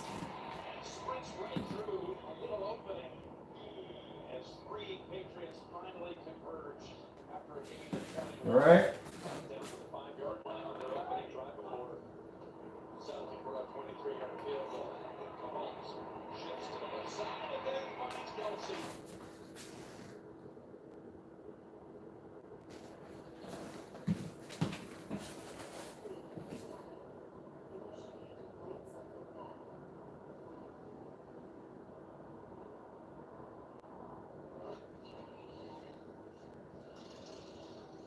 And mine, this is lights. Mine, it's technology can be used with the lights on. So that means when most people, God was telling me that his wife didn't want a projection screen in there because she didn't want to be sitting in the dark. She didn't want to turn the living room into a cave. All right. So that's one of the gripes that some people have against projector screen setups. That they want the big screen and just don't want to have to deal with being in the dark, blacking out their curtains, and turning their environment into a cave. They don't want that. This technology allows you to be able to maintain contrast levels, white levels, colors, and a fully lit environment without your screen washing out or fading.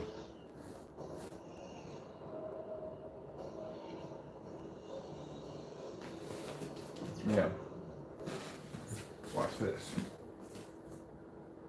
Any areas in this movie that will come up in black will automatically show gray on the other screen because it can't pull contrast.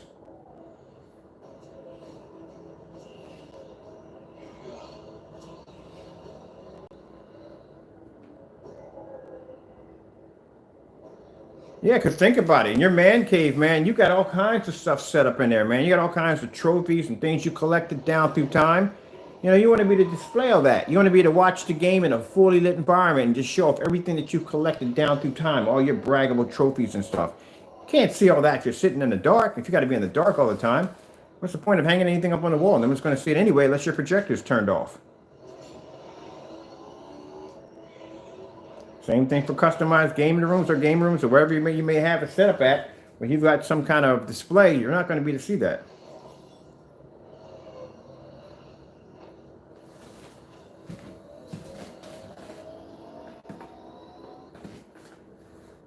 Batman, Bane fight scene.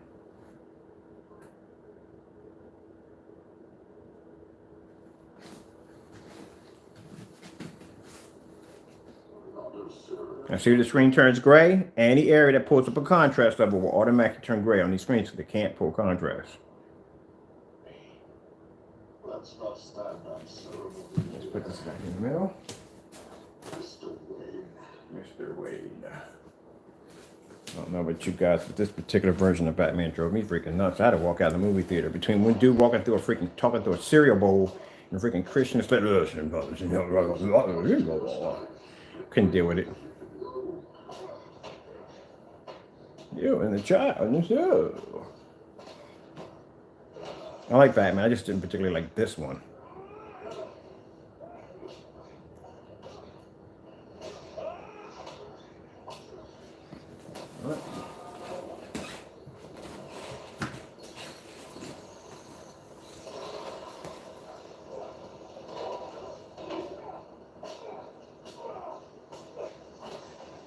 And this is what I'm used to seeing when people show off their projectors on their white and gray screens. This is what I'm used to seeing. This right here. This is what you're supposed to be seeing from your projector.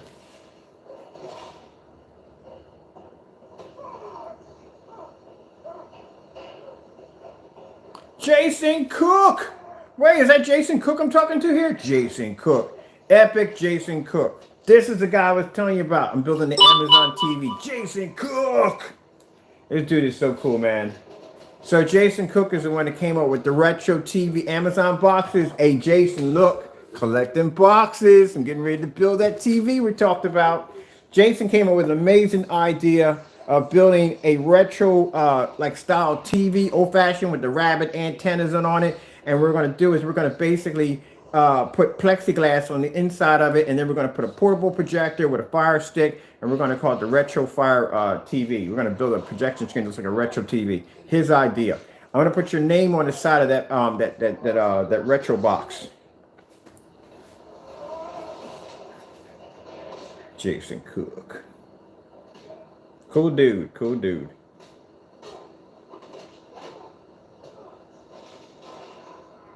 Hey, Jason. When you have time, go to my website, get my email address, email me. I got something for you.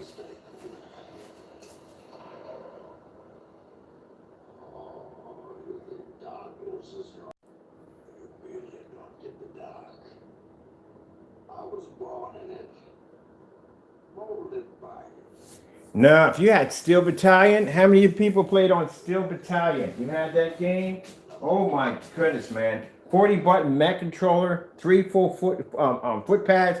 That was a freaking giant mech game. But here's the kicker about that. You couldn't play on that game. You couldn't play that game on anything less than, mind you, this is a long ago, less than anything at 27-inch, because the cockpit, the screen was so freaking, all the stuff that was going around your screen basically made the cockpit screen so small that the smaller the screen you played on, the smaller your view of it would be, because you had all this stuff going on around your screen that showed up the visual effects of the cockpit and everything you were actually operating from the controller.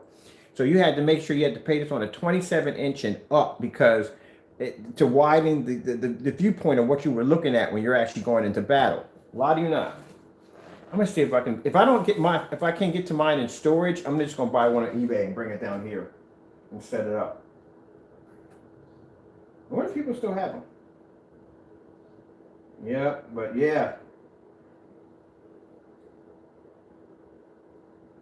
Let me see. At that time, I don't know too many people who had those particular had a 40-inch. I think Tabishi had the Super Tube, which was around a 40-inch. That thing was so freaking heavy. Oh my goodness, it's a heavy screen to move. Let's bring up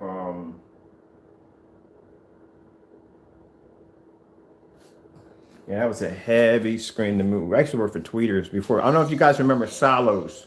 Solos was out way before Circuit City.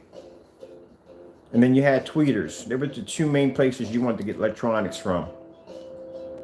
And I remember when the Sony Vegas came out, oh God, that was a heavy freaking TV. That was the equivalent of moving a refrigerator with a screen in the middle of it. That's a big, bulky screen. But when the Super Tubes came out, the back of those screens, we're talking a 40-inch TV at that particular era. Oh my God, the back of that thing looked like half of a Honda. That was a big freaking TV. I had so much back to that TV, so much freaking back, literally. It's good, like good, maybe good 3 feet sticking out from your wall because of the back.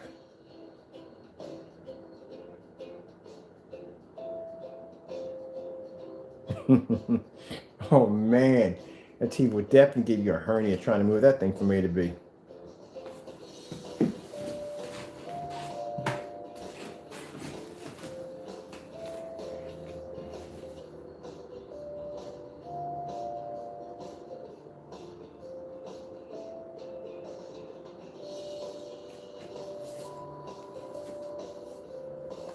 We're gonna do a couple more demonstrations on this screen. Probably this demonstration right now, and then probably later on the day I'm gonna paint this with that black silver, which I already have set up for it already. And those are already done dried. So off camera, I just gotta basically take all that stuff and get it ready, process the orders, and then I'm done from there. And then later on today, we'll do the paint on demonstration and whatever crazy stuff that's coming in today. I don't know.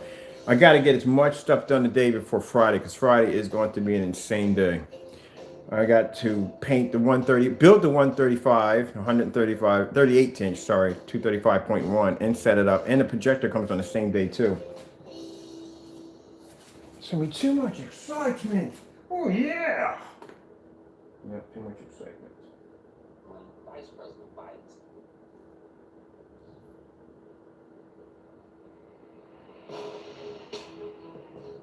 Just putting it on there for the time being. It's going on for the time being.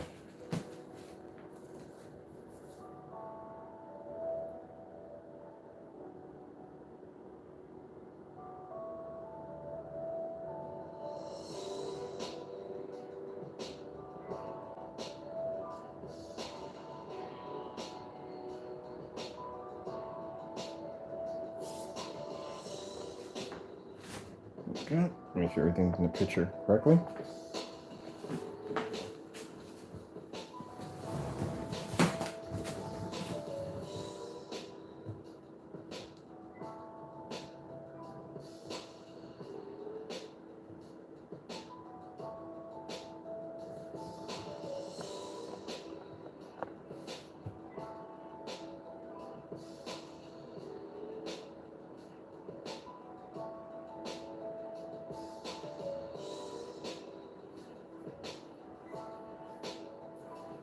I smell pizza, I don't know why.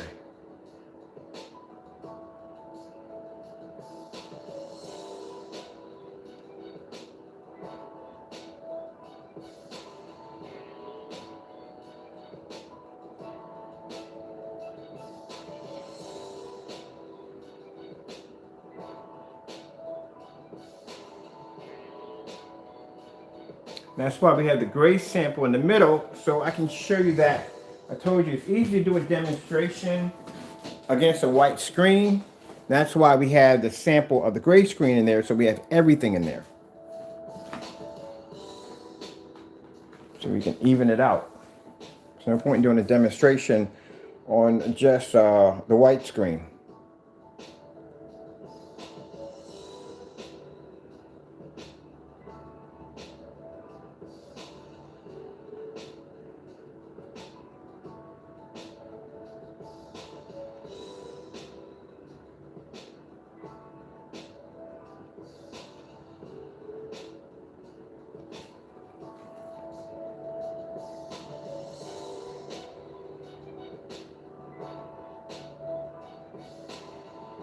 I love pizza for breakfast.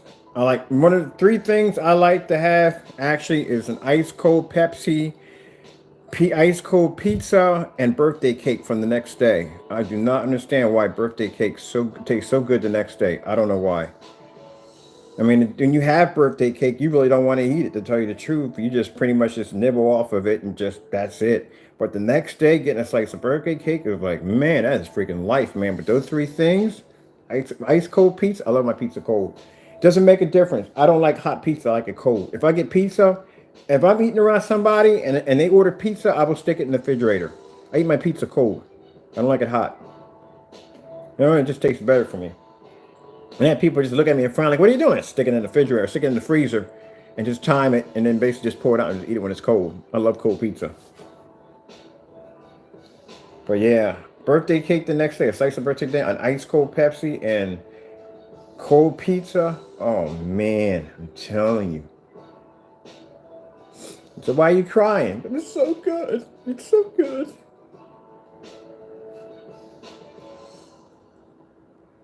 And there's the contrast levels right there.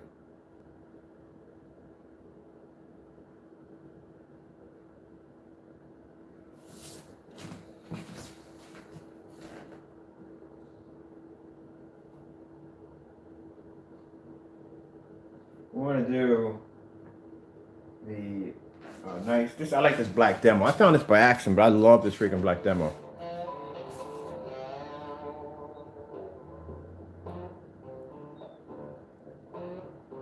Wait. We gotta make this more interesting. All right, so we have the Gray Silver 5D. Let me get a couple more gray sample sheets up here too.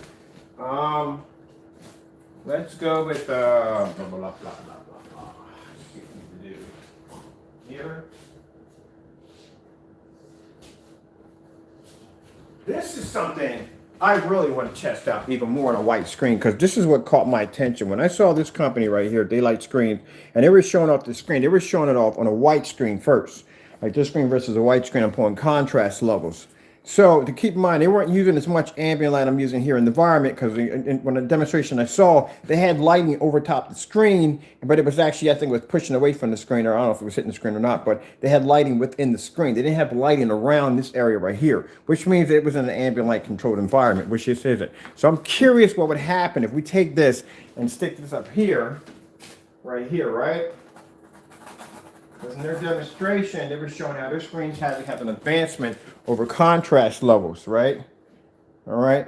So hold on for a minute. We're going to do this real quick. I want to see this really quick. I'm interested in this since we got a white screen present. So this is what they were showing, that their screen can produce a much darker contrast level on a white screen. As I said before, a white screen isn't anything you should base your technology off, because it's easy. Anything can beat a white screen.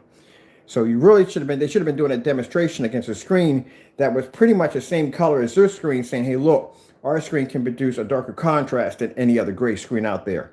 That's what they should have did. But in their demonstration, this is what I saw.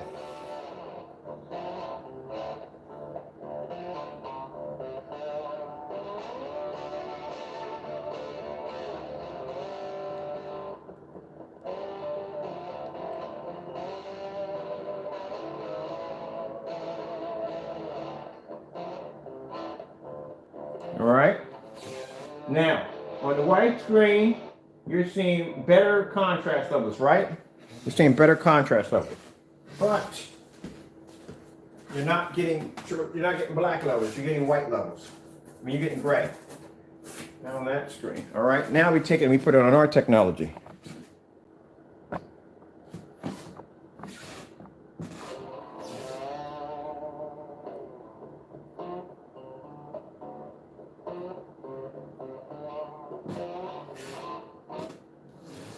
You see that?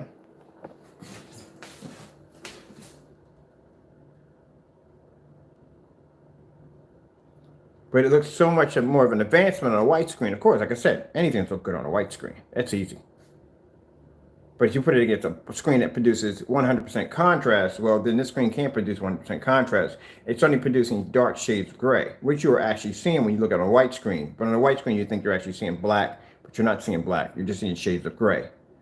And now you see shades of gray. You're seeing what you're actually really seeing. Now you talk about smoke and mirrors.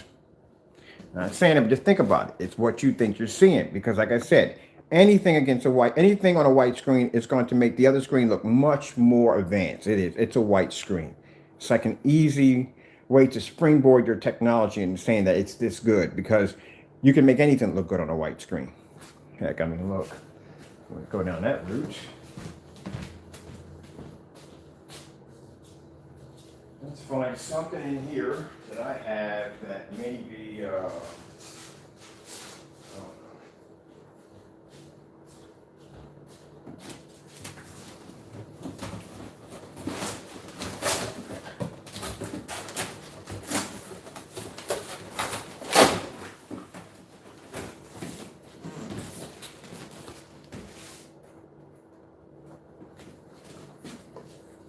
that's my case.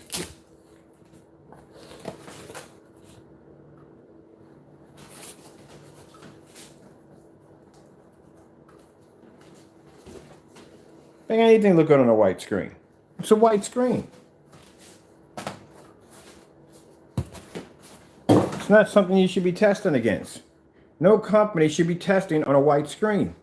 It's an easy screen to beat. You can make anything look good on a white screen. I told you, I can basically hit this screen with some cheap primer and you'll still get an amazing image. You shouldn't be basing your stuff off of that. You should be basing your technology off darker screens versus your technology.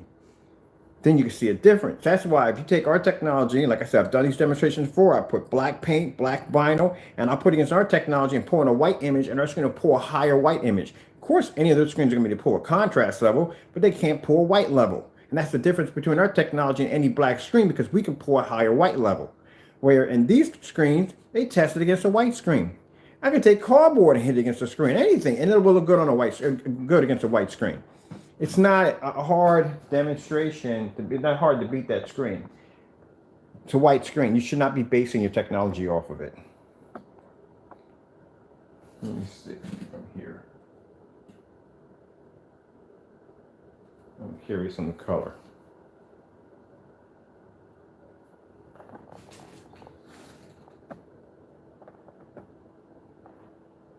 You see? Now watch this. You put this on a white screen, but they pretty much base the technology off of a white screen.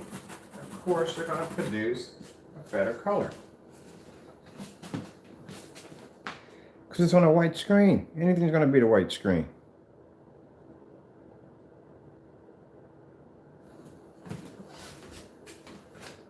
You really got to stop doing that. Not me, I mean, they got to really stop doing that. All right, so how about this? How about we go get ourselves a white sheet of paper. Now, as I told you before, they'll tell you that this screen right here has a 2.0 gain. This is a white sheet of paper. It has no gain at all whatsoever. It's just a white sheet of paper.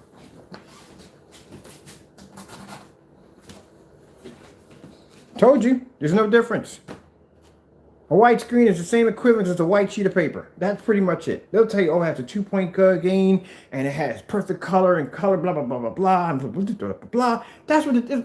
No, it's basically you just paid for a huge white sheet paper, piece of paper. That's what you paid for. And people saying, oh, I got a white screen and colors. No, you're just better off just painting the side of your wall white. That's it, and be done with it. It's the same thing.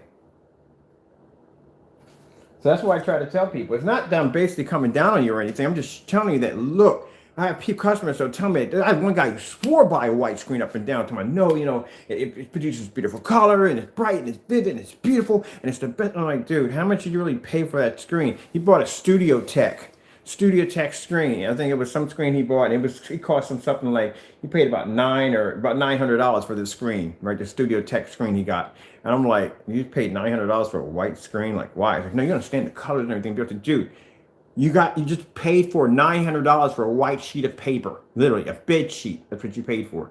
They're exactly the same thing. There's no difference in one white screen over another.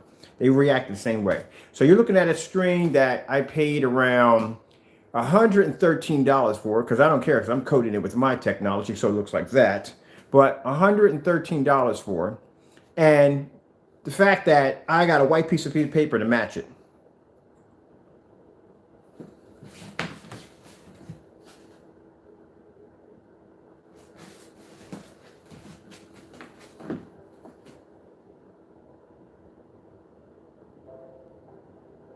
This is the stuff they don't show y'all. They won't show you this stuff. Why would they show you this stuff to begin with at all?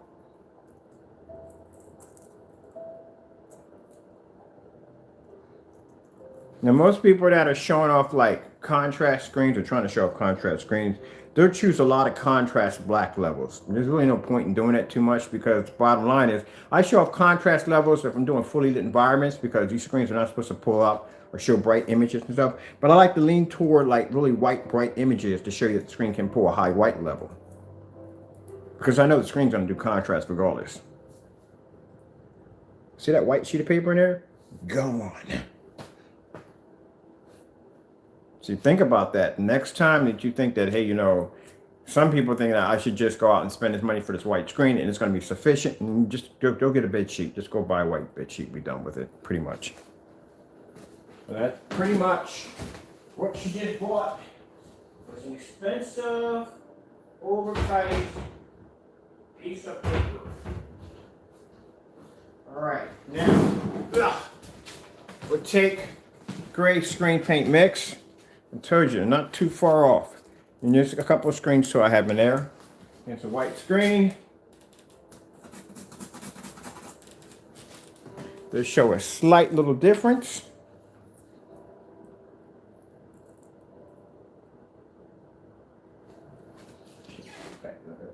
Yeah, there we go.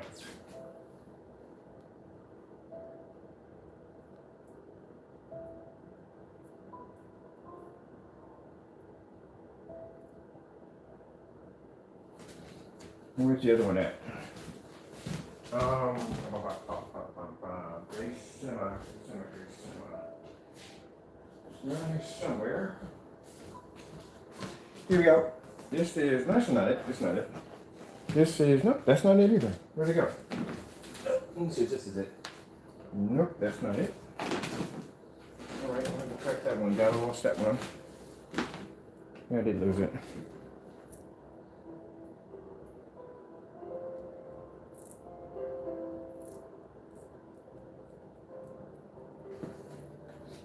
All right.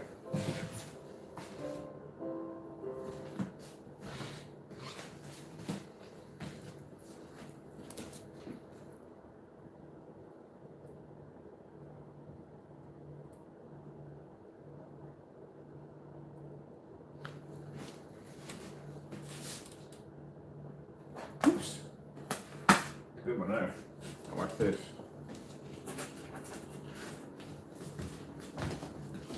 That's what it looks like next to black technology.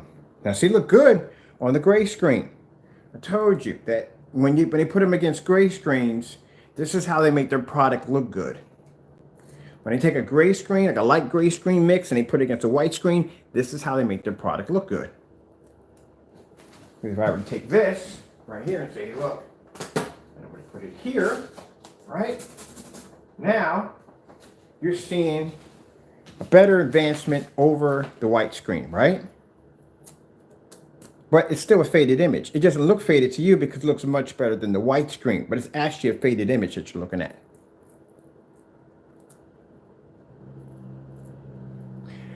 We've been international for a while. The problem is the fact that reason why we're not international now. The effect is messing around with what? Hold on for a minute. I'll deal with something. Oh, okay. They're finally cutting up the rest of this tree because this tree over here in the golf course came down. I mean, literally came down. Boom! And they're finally cutting up that tree because yeah, someone's gonna get murdered off that thing. Yeah, we did have international, but we can't do international anymore because of COVID. PayPal put in some restrictions now that we can't basically ship overseas anymore. So the only way you can get the product, you're going to have to find somebody in the U.S. or if you have somebody can get a post office box somewhere. If they can ship it to somebody in the United States, we can actually ship it there. That's the only way we can do it. But because of the COVID, we can't do that anymore. But like I said, when you do see these demonstrations, like I said, they do them on white screens because the white screen is going to make the screen look so much better. But truthfully, like I said, you're not really seeing red. You're actually seeing a faded, washed out red. They get better quality as the darker the environment gets. That's why a lot of the demonstrations will do the demonstrations in dark environments because that's the best way they'll be able to produce a better image. But if our black technology wasn't even there, like it was blocked out, and you wasn't even seeing any of this here at all, you would think that this is giving you the best picture quality that you can possibly get when it's not. It's actually giving you a faded image. So if you take this, and now if you stick this against a black screen, and then you're seeing what you actually should be getting and what you actually are not getting.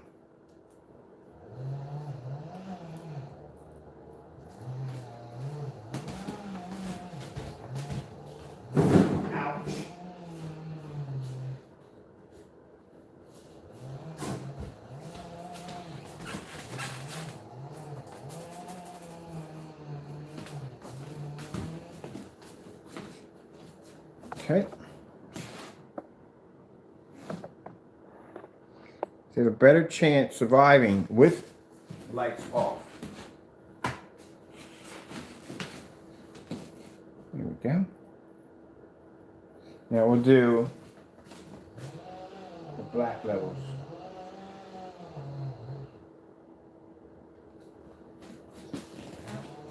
Might get a political commercial. Yep, we're going to get one. Boom.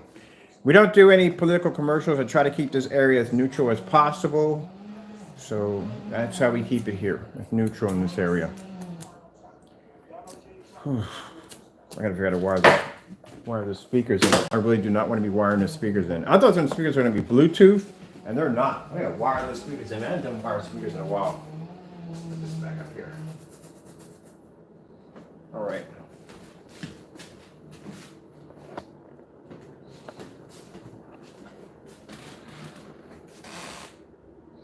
You can see right there.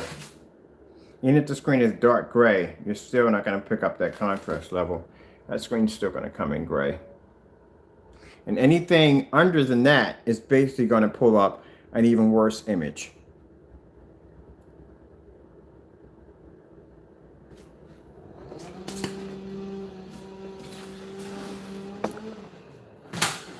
When you have white screens, not the way to go. Light gray screens, not the way to go. Someone's going to tell you, yeah, light gray screen's going to give you better color. No, you're actually getting a faded image. You just paid for a faded image for your projector. That's what you paid for. Let's go take these off. We'll leave the white sheet of paper up there. You know what I mean? Hold on a minute.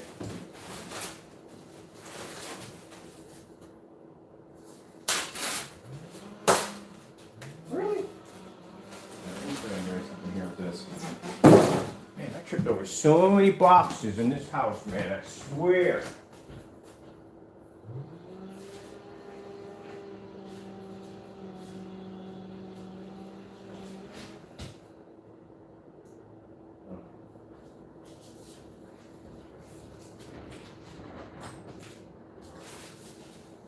Trying to find something else here. Just had them a few minutes ago in my hand. Oh, I gotta go right there, right there, right there, right there. We're gonna grab something else too. I had a white sheet around here too, but I can't figure out what to do with it.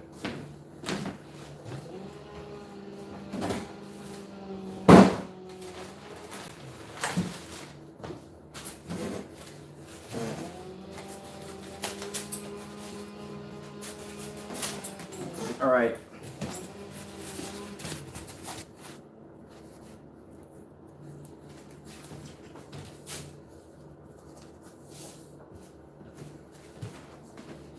Told you, all reacts the same way. You can grab anything white paint, whatever, it all reacts the same way. Literally, when you pay money for a white screen, you just literally just paid all this money for a screen that pretty much would have cost you next to nothing. That you could have just got a bed sheet. Pretty much the only thing you're just getting is a frame. You're getting a frame and you're getting the motor for the motor. That's all you're getting. That's pretty much all you're getting. But that's it. And we'll take a gray screen. Now that fell off. We'll take a gray screen and put that up there. And that's the advancements you get off a gray screen with the lights on. That's why when I ask people who have light gray screen paint mixes or light gray screens to do the Starfield demonstration to show the screen has the ability to pull the contrast level, they won't do that demonstration.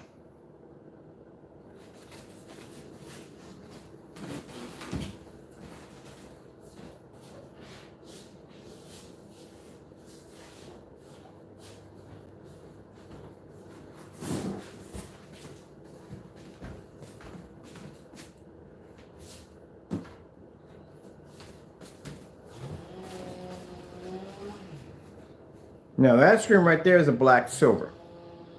That's the technology we developed that can mimic a black level. I told you, next to black screens, they can't hold a candle to them. Black screens are the only ones that have the ability to produce 100% contrast levels, but their black levels are extremely good.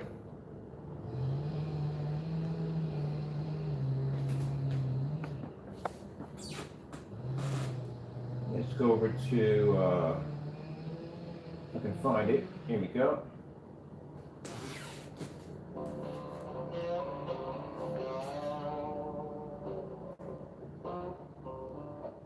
Now you see how dark that screen just generated?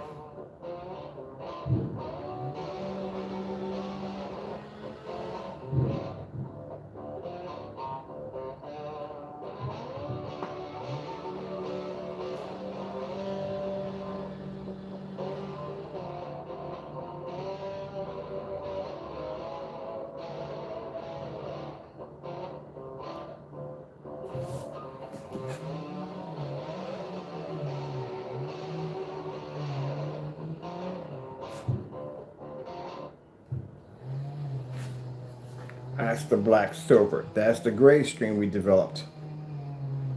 That has the ability to be able to mimic black. It's actually one of the most interesting gray screens we've ever developed. That has that capability.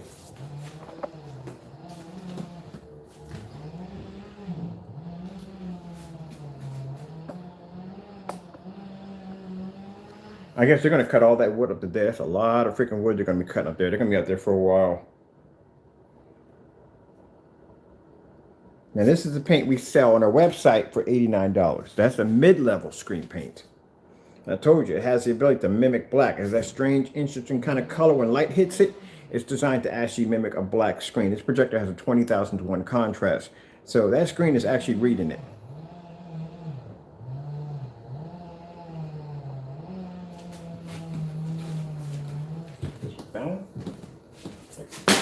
Oh, that one's coming anyway.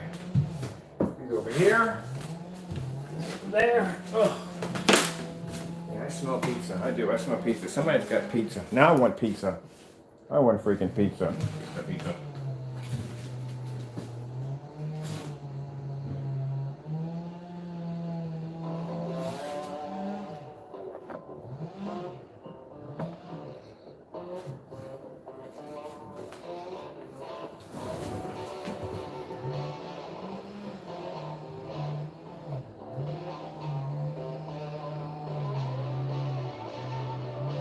Yeah, get a white screen.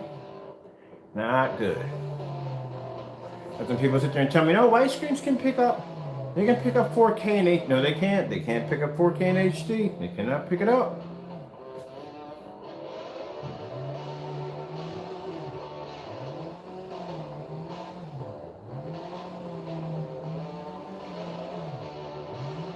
Yeah, if you have a way, let me see. Yes, indeed. Yep. If you have a friend over in overseas, not saying overseas. If you have a friend, if you have a friend that basically in the United States, you can have it shipped there. We can ship it there.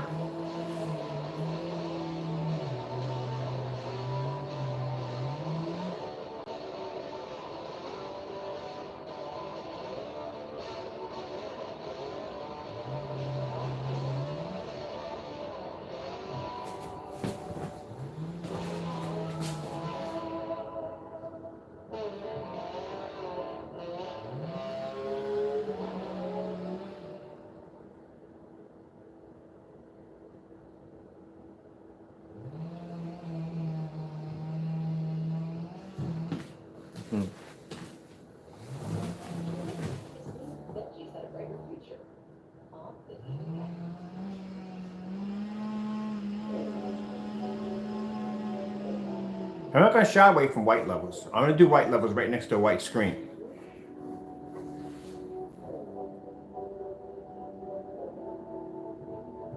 I'm telling you, you're not getting a brighter image when it comes to white screens. You're getting a faded image.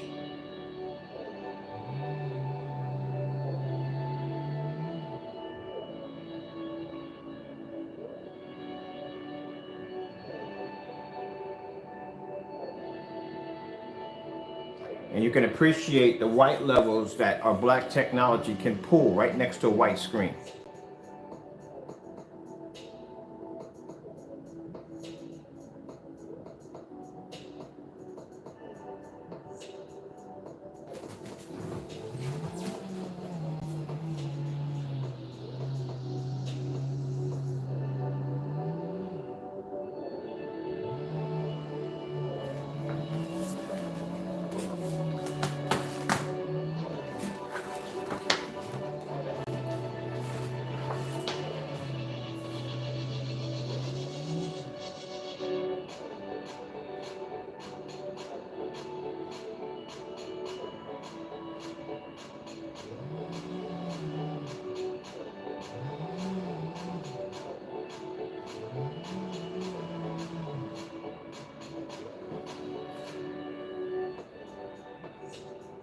Even in white levels, you have to have contrast.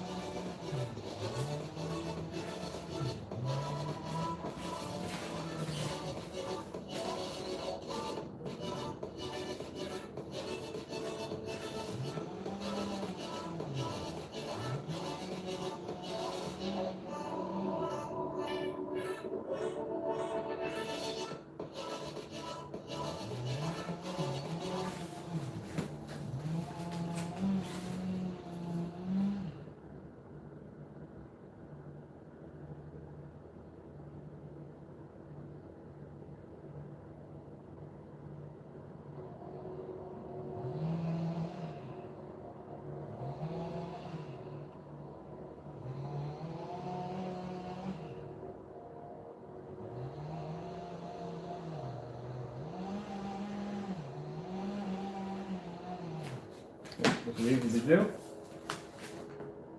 Make it a lot more complicated.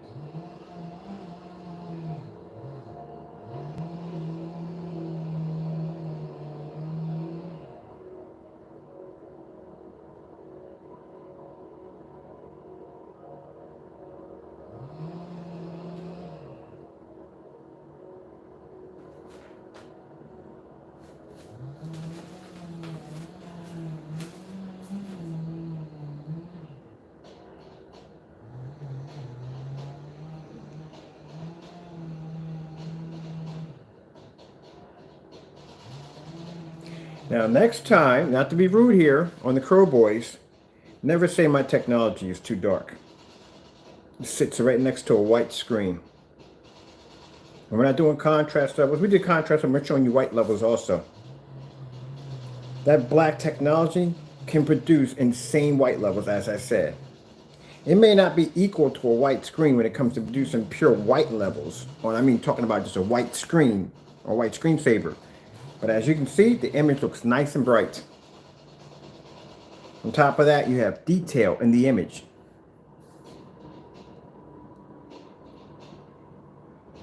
I'm not afraid to put my technology against a white screen. That's how we test them, to see how high the white levels can pull.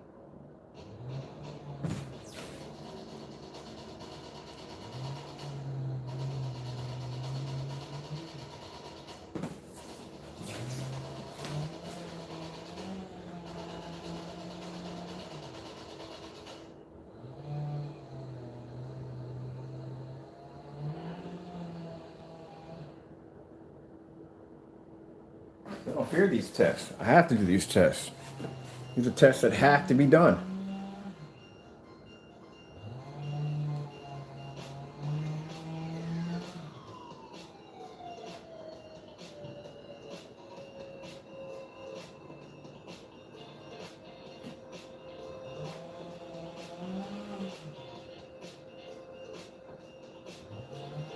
Do you have any idea how hard that is to do?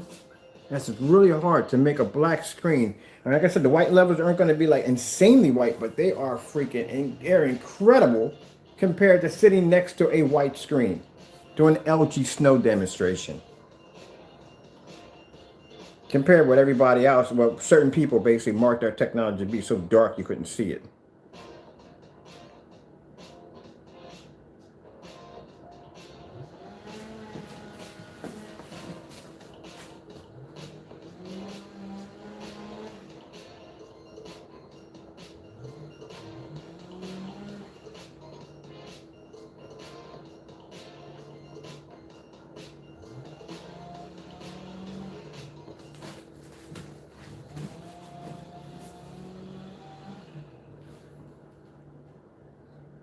Now see how you can see the details in the trees and everything? That's all done through contrast. Here, whitewashed.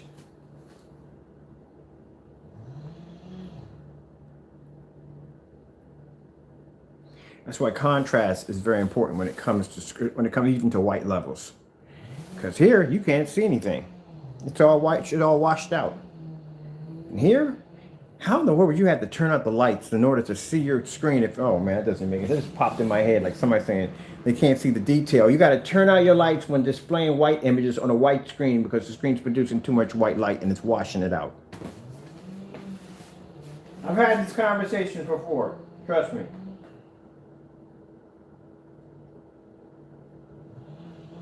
Let's do a burning fireplace.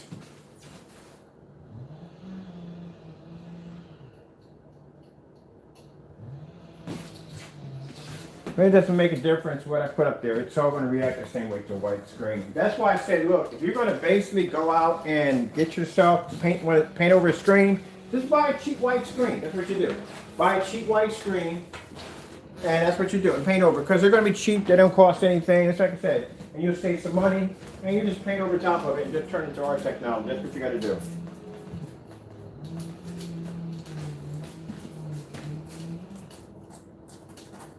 Gray set on 5D, gray screen.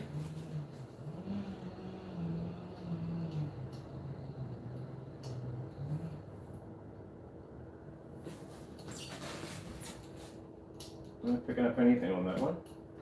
And let's go for the last one. Let's go with the 4K fish at last one.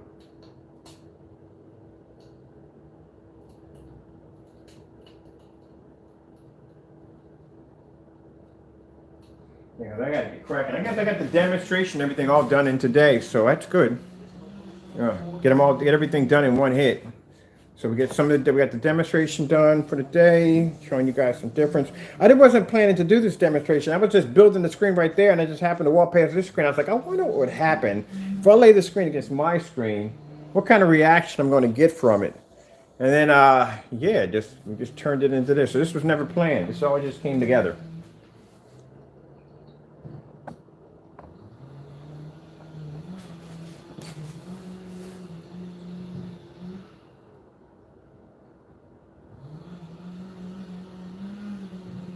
See where the contrast is very important because it allows for the colors to pop and explode off the screen, where the colors here are washed out, faded, bland. Even with the gray screen, let's look at the gray screen. Not much of a difference. I told you, not much of a difference when it comes to gray screens and white screens. They all blend the same way. So automatically, if you saw this, if you own this projector and you saw this, the first thing would come to mind is I'm going to have to go out and get myself a more powerful projector, something where I'm going to be able to produce better color, or you're going to have to go through some nightmare of calibrating your projector.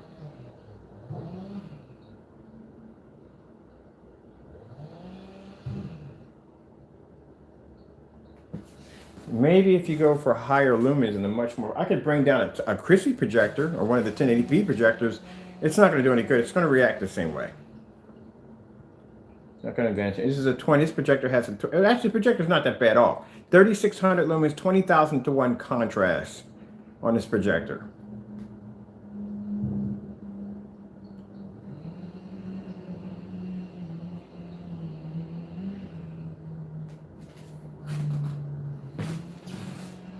All right, well, that was fun to watch, wasn't it?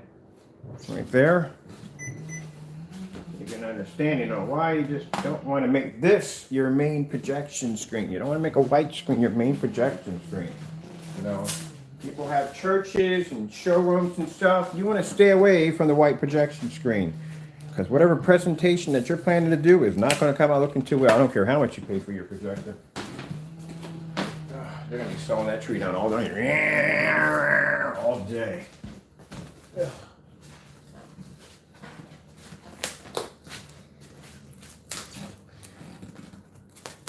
Ugh.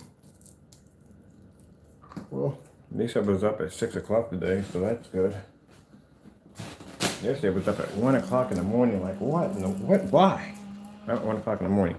All right, so my containers are dry over there.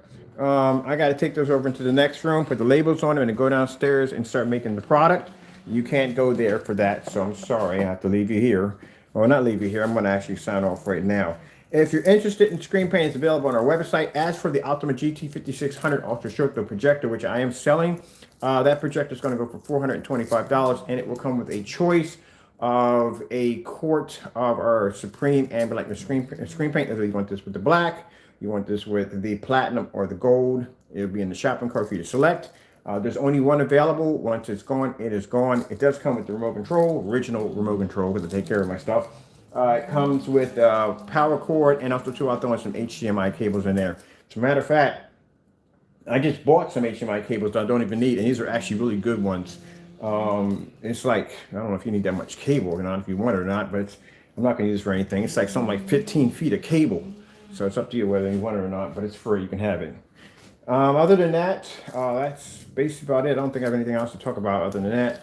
I got to get cracking, get these orders taken care of. Thank you all for your time. Y'all be safe out there, and God bless.